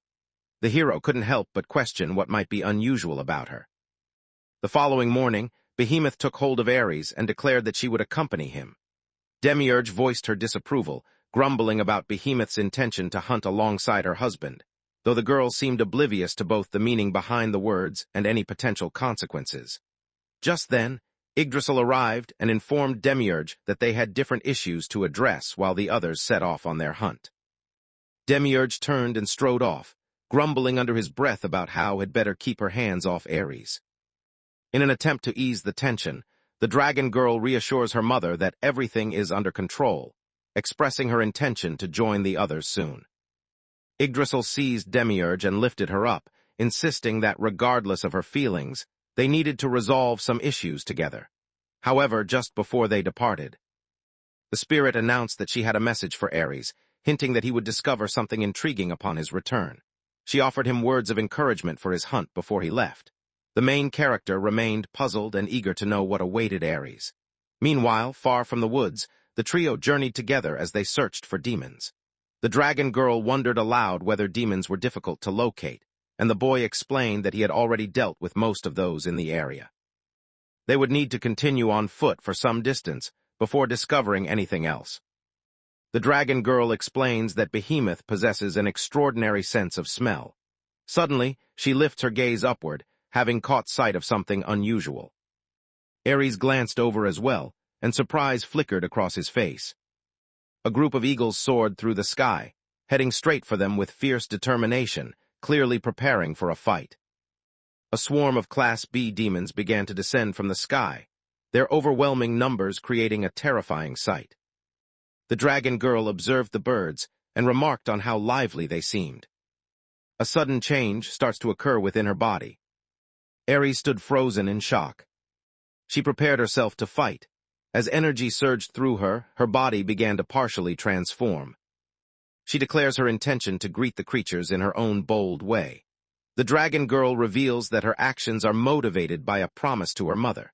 In time, she hopes her efforts will help everyone everywhere. She would transform everything. The beings were transformed into statues of stone. She proceeded to unleash an acidic assault. Several objects flew through the air all at once. They swooped toward the birds and strike them, sending the flock into chaos.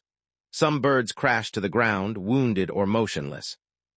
Ares stared in disbelief, astonished by the scene that had just unfolded before him. Despite her diminished mana, the dragon girl still managed to unleash an extraordinary level of power. Additionally, her ability to control that immense energy remained exceptional. In that instant, the protagonist felt a surge of relief, grateful she had chosen not to challenge him. A few birds continued to glide through the air above. The dragon girl assures everyone that she will handle the situation. Before she has a chance to react, another figure enters the scene, catching Ares off guard with their swift action. Ares can't help but feel admiration for the unexpected display of agility. Behemoth starts to. The characters attack the creatures, successfully capturing them. With an expression of calm detachment, she watched Behemoth unleash his might. Yet the dragon girl remained unmoved, her eyes betraying no awe at his formidable strength. She begins to go after the birds that are still left on her own. In time, just as anticipated, the group succeeded in defeating every opponent. Ares stood in awe, captivated by the incredible strength the dragon girl displayed. In response to his unspoken admiration, she offered him her gratitude for recognizing her abilities. Observing the exchange, the main character reflected on how much effort had been required from their group. Within just 10 minutes, every opponent had been defeated. Had he faced them without any support, his fate would have been sealed. Without warning, Behemoth reached out and pulled on his cloak. She mentioned that she had put in a lot of effort throughout the day. Ares recognized their efforts, noting that their actions had resulted in a substantial collection of anima crystals. He also observed that the birds provided high-quality meat, ensuring they would have enough food for some time. Behemoth approached Ares and expressed her desire to be given a reward. She requests a hug, but the main character recalls his commitment to his wife. Remembering his loyalty, he quickly rushes away, explaining that he must deliver the crystals to the World Tree.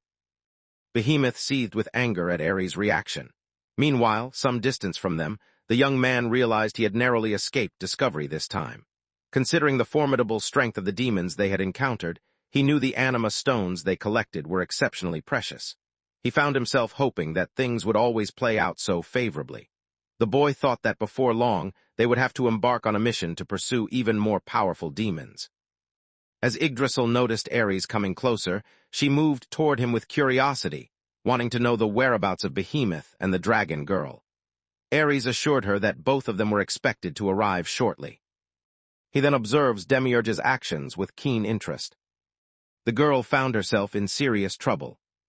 She appears utterly drained of energy. The main character noticed that she appeared somewhat exhausted, and she explained that Yggdrasil had given her a lot of work to do. The spirit nodded in agreement, explaining that Demiurge, being the youngest among them, was expected to take on the most work. However, Demiurge protested, pointing out that the gap in their ages was hardly significant. That simply didn't add up. Soon the remaining two girls appeared, and Yggdrasil expressed joy at their reunion. She suggested they visit the park, leaving Ares puzzled by her request. The hero looked around in confusion, trying to figure out the situation. Yggdrasil reminded the group that she had previously mentioned there would be an unexpected event when they came back. Now, that surprise was revealed before their eyes. A massive house stood tall in the heart of the forest. Everyone reacts with astonishment. Yggdrasil expressed amazement and looked to the others for their opinions. In response, Ares remarked on how impressive Demiurge was. The girl promises to clarify things, recounting that after the boy had gone. Yggdrasil explained her reasons for asking the others to remain in that place. The spirit announced plans to build a house, but Demiurge expressed her reluctance to participate. Despite her refusal, the spirit reacted with anger. Yggdrasil remarked that she had previously witnessed Demiurge construct a magnificent temple, and suggested they should now create a new place to ensure their comfort. Demiurge responded by reminding her that, at that very moment, her husband and the others were focused on gathering mana for the world tree, and insisted that using mana for anything else would be wasteful. Despite this, Yggdrasil remained resolute, expressing her desire to participate in building a home together, since, in her view, nothing symbolized humanity more than a house. Abruptly, she reconsidered her words and dismissed her last statement. Demiurge then pointed out that Yggdrasil was nearly divine, making it illogical for her to desire something as trivial as. The spirit explained that Demiurge's affection for Ares was still a human emotion. The girl found herself with nothing left to say in response. Yggdrasil observed that, given their divine nature, it was unusual for the girl to fall for a human. This seemed even more peculiar because she had previously wished to wipe out all of mankind. Clearly, things have shifted significantly. Demiurge voices his dissatisfaction. She admitted that, even for herself, experiencing such emotions felt unusual. Turning her gaze toward Yggdrasil, she listened as the spirit confessed to feeling quite isolated recently and expressed a desire to share happier times with the others. Demiurge quietly considered these words. Yggdrasil then mentioned that those who care for one another deserve a space just for themselves. The spirit suggested that if they had a house, Demiurge and Ares could enjoy a room meant only for the two of them. The girl considered the idea carefully. As Phoenix walked over to Yggdrasil, he mentioned that they lacked the supplies necessary to construct a house from the ground up. In response, the spirit clarified that this was the very reason she had gathered everyone together. When they revealed their real shapes, they could effortlessly chop down trees in the woods or smash rocks. Phoenix considered the plan and decided it might be effective, while Titan clearly showed his displeasure with the suggestion. The girl firmly refused, insisting she would not assist them in that way. Next came Demiurge. After that, Yggdrasil promised Titan that her happiness would be guaranteed, and she would grant any wish Titan had if only Titan assisted in building it. Eager for the chance, Titan eagerly set off, determined to gather as many trees and stones as Yggdrasil might need.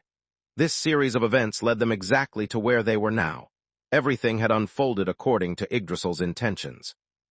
Dinner was prepared and waiting inside the house. The table is elegantly set, and everyone is enjoying a delightful evening meal together. As everyone enjoyed their meal, the group began to mingle and share laughter. Ares took a moment to reflect on the comforts of having a home, prompting Demiurge to question his thoughts. The boy offered her a grateful smile, expressing his appreciation for her efforts in building it. The girl blushed with happiness, delighted that she had managed to make proud. Yggdrasil playfully mocked her friend, comparing her flushed face to a tomato.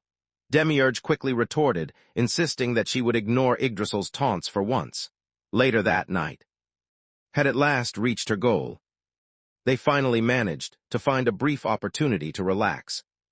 Especially now that he possessed a place to call his own. Without warning, Yggdrasil drew near and remarked how fortunate it was that they had chosen to construct that specific room in the house. Ares nodded in agreement, but then a realization struck him. Yggdrasil wasn't supposed to be there. Confused, he questioned her presence in that spot. As she stepped closer, she suggested they relax by playing video games together. Yggdrasil expressed her eagerness to try out a new game she had heard about and wanted Ares to join her. The idea made the boy uneasy. He pressed her again about why she was there, hinting that maybe she shouldn't be in that room at that moment. With a mischievous smile, Yggdrasil admitted Yggdrasil warns that if he continues to be so tense, she will begin to scream, implying that her outburst is imminent if his behavior doesn't change. Demiurge was expected to appear immediately. Yggdrasil embraced Ares tightly, warning him that her extremely possessive sister might lose control if she discovered them together. She hinted that it was best they never learned what consequences might follow. Meanwhile, the hero voiced his annoyance. He thought the situation was unfair to him. Meanwhile, the girl approached the console, ready to start the game she planned to demonstrate. Catching sight of Ares' embarrassed face, she couldn't resist teasing him about how flustered he looked. Without warning, the door swung open and entered the room. Ares suddenly emerged behind her, urgency filling his actions as he attempted to clarify the unfolding situation. Demiurge explained that unusual sounds from the room caught her attention, prompting her to hurry over without delay. Fear gripped the boy, leaving him frozen in place. Demiurge seized the protagonist by the arm and pulled him forcefully into a different room. Inside, she pushed the boy down until he landed on the floor. Just then, Ares feels convinced that she is about to destroy him immediately. To everyone's surprise, she suddenly reveals a video game controller. Demiurge approaches, making it clear that this behavior won't be tolerated. Frustration fills her as she points out that, despite her presence, he continues to hang out with the other girls. Ares attempts to justify himself, his words stumbling awkwardly. However, Demiurge refuses to listen, shouting that this situation is unacceptable. She declared that they were married, and insisted that Ares was completely hers. She wraps her arms around the boy, pulling him into a gentle embrace. Once the console flickered to life in the room, Demiurge's resolve became clear. She was set on proving to Ares that no one could be better company than her. She intended to remain by his side through everything, no matter what. Together, they dove into a variety of games, making the most out of every moment with the console. Afterward, Ares felt worn out, his energy drained after spending most of the night playing games instead of getting a good night's sleep. Yggdrasil eagerly moves toward him, expressing that the previous night had gone terribly wrong. Meanwhile, Ares voices his frustrations to the group. The girl wondered aloud, questioning the reasons behind everything that had occurred. The spirit released a quiet chuckle and expressed regret for having played a mischievous trick on her sister. Despite this, she felt content with her choice and experienced no regrets. Demiurge often displayed a wide range of emotions and tended to be quite sensitive. Earlier in the day, her appearance had shown clear signs of distress. She appeared cheerful, her face lighting up with excitement. In the end, all the problems were resolved. Yggdrasil expressed her gratitude toward Ares and requested that he continue looking after her sister. For a brief moment, they gazed into each other's eyes in silence. Demiurge suddenly appeared, noting how quickly the group had grown close to one another in such a brief period. Ares wondered aloud whether his wife remained upset, noting that even Yggdrasil had confirmed nothing happened between them except conversation the previous night. Demiurge responded by indicating that she was already aware of this. Her sister's actions had always been difficult to predict. Ares expressed his hope that she would be able to forgive him as well, admitting that the circumstances had gotten the better of him. Demiurge responded with understanding, assuring him that she knew where he was coming from. Despite everything, she struggled to keep her feelings in check, but witnessing him with someone else caused a deep ache in her heart. Demiurge expressed regret for his actions. The character was known for never backing down from their principles. Ares admits his mistake, expressing regret for not understanding her feelings. Following this, he begins to explain that he is. They had been considering a trip to the city, the location they had previously explored. The main character felt a wave of anxiety wash over him as he prepared to express his true desires. At last, he expressed his wish to arrange a date with her, prompting to pose a question. She wonders aloud whether this outing is meant to be a date, and he admits that it is, mentioning they have yet to truly see the city together. Hearing this, the girl lights up with joy and tears of happiness. Sometime afterward, as they travel toward the city, Demiurge questions the presence of the other companions. Phoenix explains that those individuals are accompanying them to drop off something important. Afterward, she slips a ring onto Ares' finger. The objects were identified as transfer rings, and Titan explained that these rings would make returning home much simpler. Before anything else, they must create an opening to another world. Phoenix went on to clarify that the setup would serve as a sort of anchor, allowing them to return home directly from any location. While Titan admitted she thought the idea was impressive, she still felt uncertain about the purpose, since the land surrounding their home was inhabited only by low-level creatures. Ares observed that gathering anima solely from the nearby forest had not yielded much success, so he believed expanding the area of their search would be beneficial. By doing this, the world tree would be able to develop more quickly. With her abilities as they stood, Phoenix explained she was capable of moving only 4 people at once. Titan, however, assured her that 4 would more than suffice for their needs. The group felt confident, knowing the 4 most powerful demons were on their side. In addition to this, they placed their trust in Ares and Demiurge as well. Despite everything, Demiurge remained bothered by the fact that she couldn't have a private moment with her husband. Phoenix assures that greater privacy will be available soon, but at the moment, that is not the case. They were faced with the task of making a choice. The spot seemed ideal for placing the portal.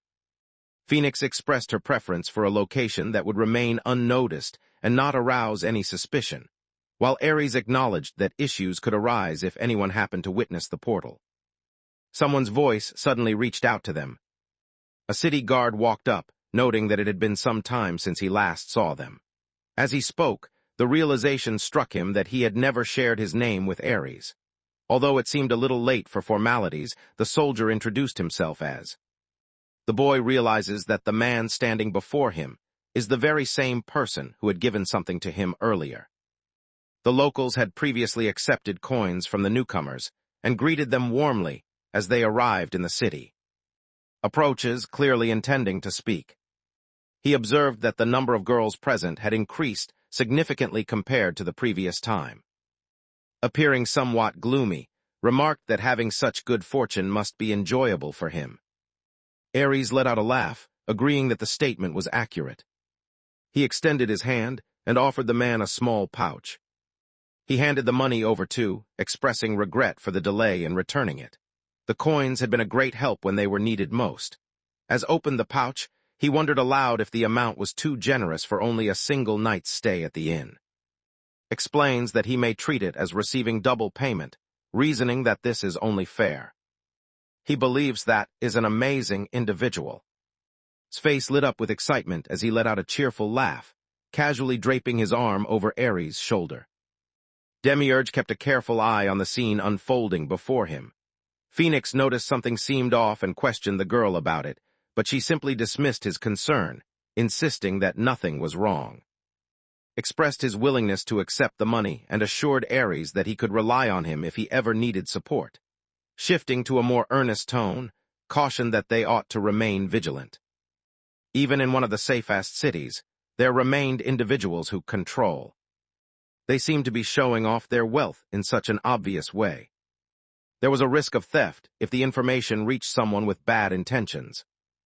Encouraged the group to make the most of their time in the city, while Ares assured her that they would remain cautious. Together, the group walked into the city with a sense of calm. However, several individuals had already set their eyes on them. Individuals concealed themselves within the darkness, remaining unseen.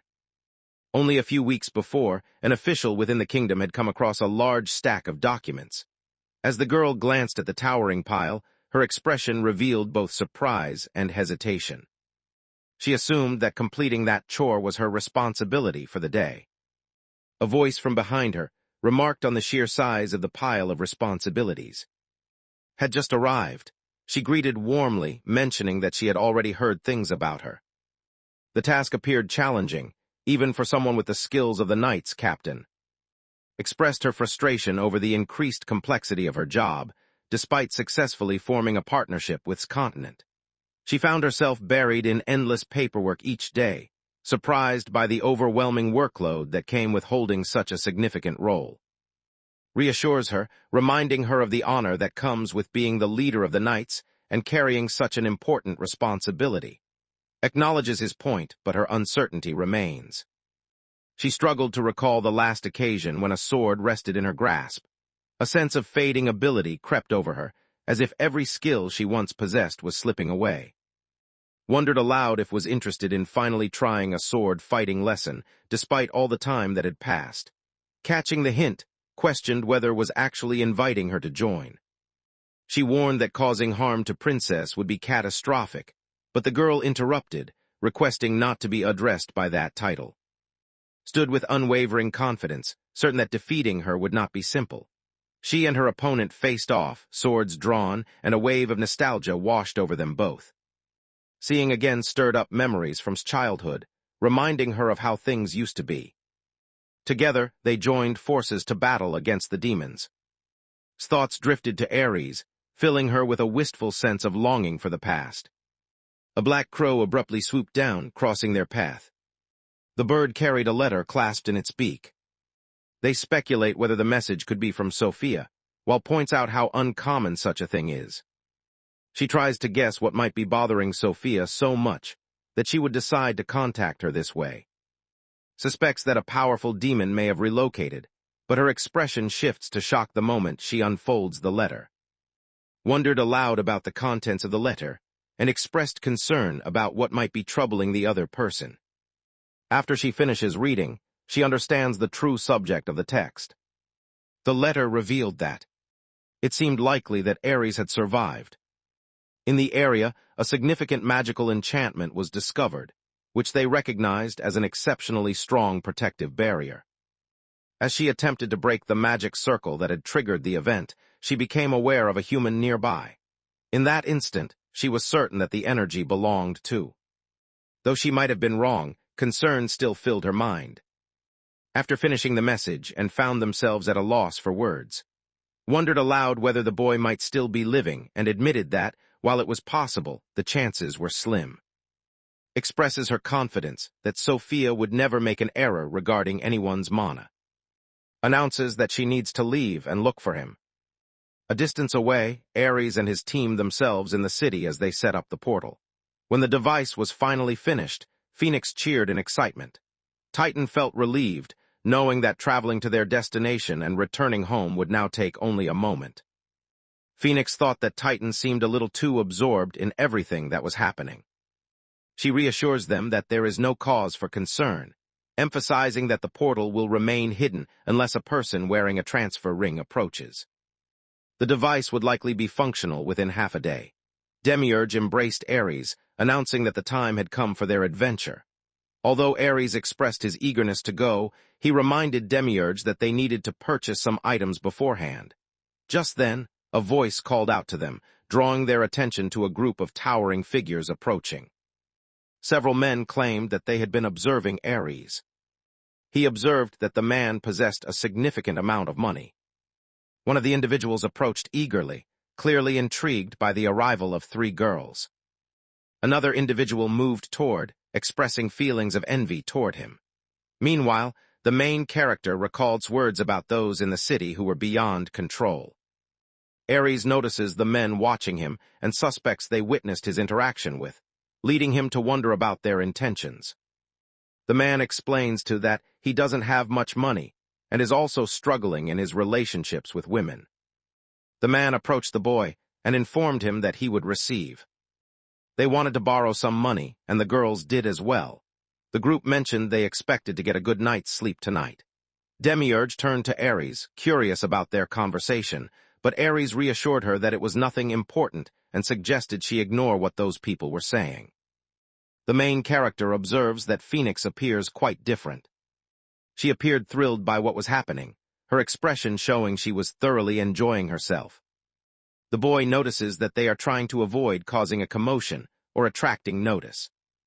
Titan's anxiety began to rise as he considered everything that was happening.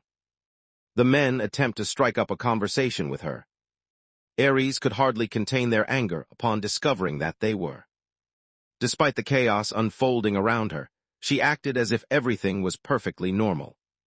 The girls viewed the world in a way that was quite unusual, perhaps even more peculiar than Yggdrasil's own perspective. Demiurge let out a soft giggle, a sign that she was starting to grasp what was happening. Meanwhile, the men around her exchanged puzzled glances, clearly unsure of what she had realized. One member of the group wondered aloud about the reason behind Demiurge's laughter. She wonders aloud whether they truly believe they will achieve their goals.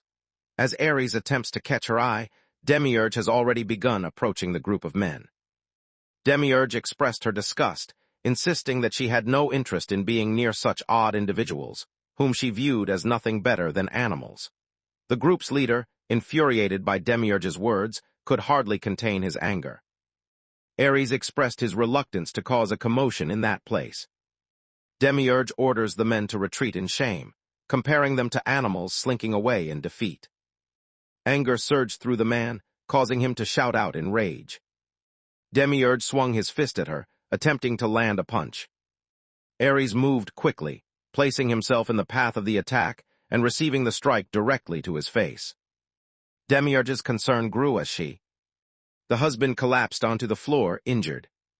The boy stood up, assuring everyone that he was all right. He insisted that it had only been a minor slap, nothing serious.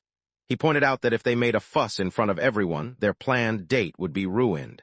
Because of this, he emphasized the importance of dealing with the matter calmly and sensibly. The man approached and remarked that Demiurge always spoke to him in an odd manner, then declared that he would now deal with the situation using a more forceful approach. Titan began to worry when he considered what might happen. The rest of the group saw that their leader's mood had shifted to anger. Believing that Ares and his companions faced danger, the man shouted his intention to crush the entire group, singling out Demiurge as a particular target. With a menacing glare, he turned his threats toward the girl. The group began to hurl insults at her. At that moment, Ares rises to his feet, questioning what was just spoken. The daring man moved in, openly admitting he had offended Demiurge and threatening to destroy her. Without warning, Ares seized the man's face in a fierce grip, questioning whether the man truly meant to disrespect his wife. Consumed by anger, Ares declared that his wife was the most stunning and incredible person alive. Overcome with emotion, Demiurge looked at Ares and inquired. She wonders aloud about his choice of words during such a critical moment, while Phoenix celebrates enthusiastically, expressing how long she has hoped for Ares to finally speak up in this way. Ares lifts the man off the ground, holding him suspended in the air. He glances over his shoulder at his friends, a sense of anticipation hanging in the air. Panic began to spread among the other men. At that moment, it becomes clear to them that Ares is far from ordinary, prompting them to turn and flee as quickly as they can. Ares let go of the man, causing him to fall to the ground. Frightened, he turns and flees as fast as he can. Titan observed their actions with disappointment, reflecting on how unimpressive they seemed and admitting to herself that she had hoped the situation would at least provide some amusement. Demiurge walked over to Ares, intending to start a conversation with him. The boy remains motionless. He gazed far away, lost in thought, while the girl observed his lack of focus. In the city once again. Stepped into the shop. She expresses her desire to get something ready. She prepared a delicious dinner for her husband. The shopkeeper remarks that the young woman is exceptionally kind, and observes that her husband is fortunate to have her. Demiurge's enthusiasm became obvious, prompting the woman nearby to remark on how heartwarming it was to witness someone care so deeply for another. While browsing, Demiurge's attention was captured by a particular book she found appealing. Observing Demiurge's interest, the shopkeeper kindly offered her the chance to take the book home. Demiurge hesitated, explaining her lack of money, but the shopkeeper assured her that it was no problem, provided she would use the book to prepare a delicious meal for her husband. Unsure how to respond, Demiurge apologized, but the shopkeeper simply chuckled and explained that, in situations like this, a heartfelt thank you would suffice. Grateful, Demiurge expressed her thanks, as she stood. Demiurge reacts with shock upon receiving the news. One of the men remarked that Ares remained a fool to this day, dismissing him as nothing but a worthless human, and comparing him to garbage that simply walked around. The girl tries to make sense of the conversation, confusion clouding her thoughts. Meanwhile, one of the boys remarks that Ares ultimately gave up on his quest to help the world, suggesting that his very existence might have been a mistake. Demiurge could hardly believe what he saw from those individuals, surprise etched across his face. She questions whether these are the very people her husband once endangered himself to protect, the ones now determined to bring about his downfall. He had put everything on the line for those foolish people. Demiurge begins to address the two young men. Without warning, arrived and loudly insisted that Ares was not someone with bad intentions. Tears welled up in his eyes, revealing just how deeply troubled she felt. The unusual scene draws a crowd, with onlookers attempting to figure out what is happening. And were present as well, much to Demiurge's astonishment upon noticing them. Meanwhile, at home, Behemoth voiced his dissatisfaction. She felt a sense of boredom settle over her. The dragon and Phoenix looked at her with confusion, wondering what she meant. Meanwhile, Behemoth grumbled about the group's continued absence. The dragon pointed out that only 2 days had passed, but Behemoth argued that plenty could have been accomplished in that span. The girl had hoped to spend those days playing a mountain of video games. At that instant, however, she suspects that Ares is merely toying with the rest of them. She experiences disappointment, wishing she could have spent some time with the boy by herself. Phoenix voiced his frustration and wondered aloud about Behemoth's destination. She mentioned her plans to go to the city, but before she could leave, Phoenix reached out and stopped her, insisting that it wasn't a good idea for her to go. The dragon worried about her mother's well-being. Meanwhile, in the city, the townspeople regarded Ares as nothing more than a fool. Reached for one of the books, her mind filled with curiosity as she questioned the very reason for its existence. Most residents of the city remained puzzled by the commotion surrounding a single book. Picked up the book and suggested to the vendor that it was better off discarded. The vendor, puzzled, inquired about the book's contents and the identity of the girls pictured inside. Walked up to the vendor, announcing her intention to purchase every book available. The vendor glanced toward the girl, preparing to speak. At that moment, he realizes who she is. She held the position of commander over the knights. Soon, everyone began to understand that the figures in question were actually There were women who had once shared thrilling adventures alongside Ares. Accompanied by Sophia and were there. The young women became celebrated heroes after bravely battling demons and rescuing the world from danger. The 3 girls appear weary and discouraged. As the realization settled over everyone, they started to make their way out. Demiurge observes the scene and suddenly recognizes the identities of the girls. In a distant place, the trio was consumed by flames. Every book that had ever been authored about Ares. Sophia questioned in her mind who could be bold enough to leave such messages. Stayed quiet, not saying a word for a while, suddenly lost her life. She expresses her uncertainty. None of them believed that any of it would make a difference. However, insisted there was a solution they could try. Spoke next. They once shared those same feelings toward Ares, yet ultimately they chose to leave him behind. After their departure, the only thing remaining was Ares' sword. Although this was the reality, became distressed upon learning the truth. Ares' true feelings went unnoticed by the others, leading them to leave him behind. Despite everything, he was the person responsible for rescuing the world. In his determination, he was even willing to make others despise him. Meanwhile, Sophia approached in an attempt to start a conversation. Martinez thought the whole situation was completely ridiculous. Insists that making amends is necessary for that very reason. Sophia nods in agreement, adding that someday. Ares was destined to gain recognition. At the same time, within the bustling city, Demiurge informed Ares about the person she had encountered. The boy explains that he is unable to join them. Demiurge felt a deep concern for her husband. She wonders aloud if he truly feels confident in his actions. Their destination this time differs from the previous one. Despite everything, Ares remains just a human.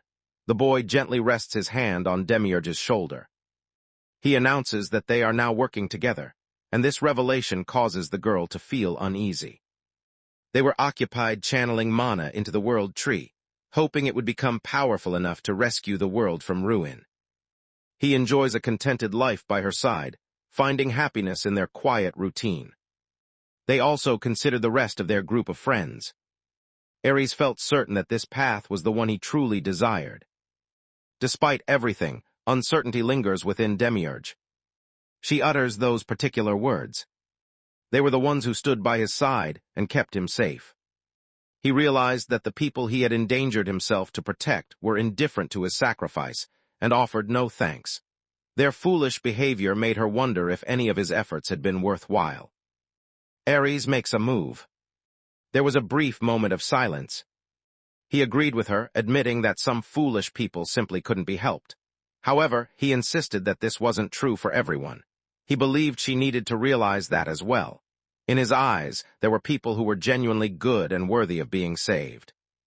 Although they had encountered a few foolish individuals recently, he remained confident that she would continue to meet plenty of kind-hearted people in the future. They had survived up to this point precisely because they had battled fiercely to protect themselves. The boy makes it clear that he feels no remorse about his choices, which profoundly touches Demiurge. Ares expresses his regret, mentioning how he had promised to take her out on a date, but now his circumstances prevent him from exploring the city with her. The girl reassures him, letting him know that she understands. Someone soon returned, expressing regret for their tardiness as they rejoined the group. Ares spun around, intending to speak with Yggdrasil, but was taken aback by the unexpected sight before him. Titan struggled under the weight of an enormous load piled high on her back. Observing this, Yggdrasil remarked with surprise that Titan had purchased far more items than anyone had anticipated. In response, Titan explained that she had made sure to include a bed for each person among her purchases. Ares looked at the girl with concern, checking to see if she was okay, and then explained that he possessed a storage space where he could store all of her belongings. Titan expresses no trouble with bearing the burden. In fact, she finds pleasure in the experience. The members of Demiurge were taken aback by such unexpected behavior. At last they set off for home. Yggdrasil activated its portal, causing it to shimmer open. Just before entering, Demiurge directed his words toward the boy. She assures that regardless of the circumstances, she promised to remain by his side no matter what. After Yggdrasil and Titan bid their farewells and departed, the pair stayed behind in the bustling city. Demiurge then expressed her gratitude to him for deciding to stay with her, and she confessed her deep love for him. The two of them walk back home together, their fingers intertwined. Ares expresses to the girl that his feelings for her are just as deep.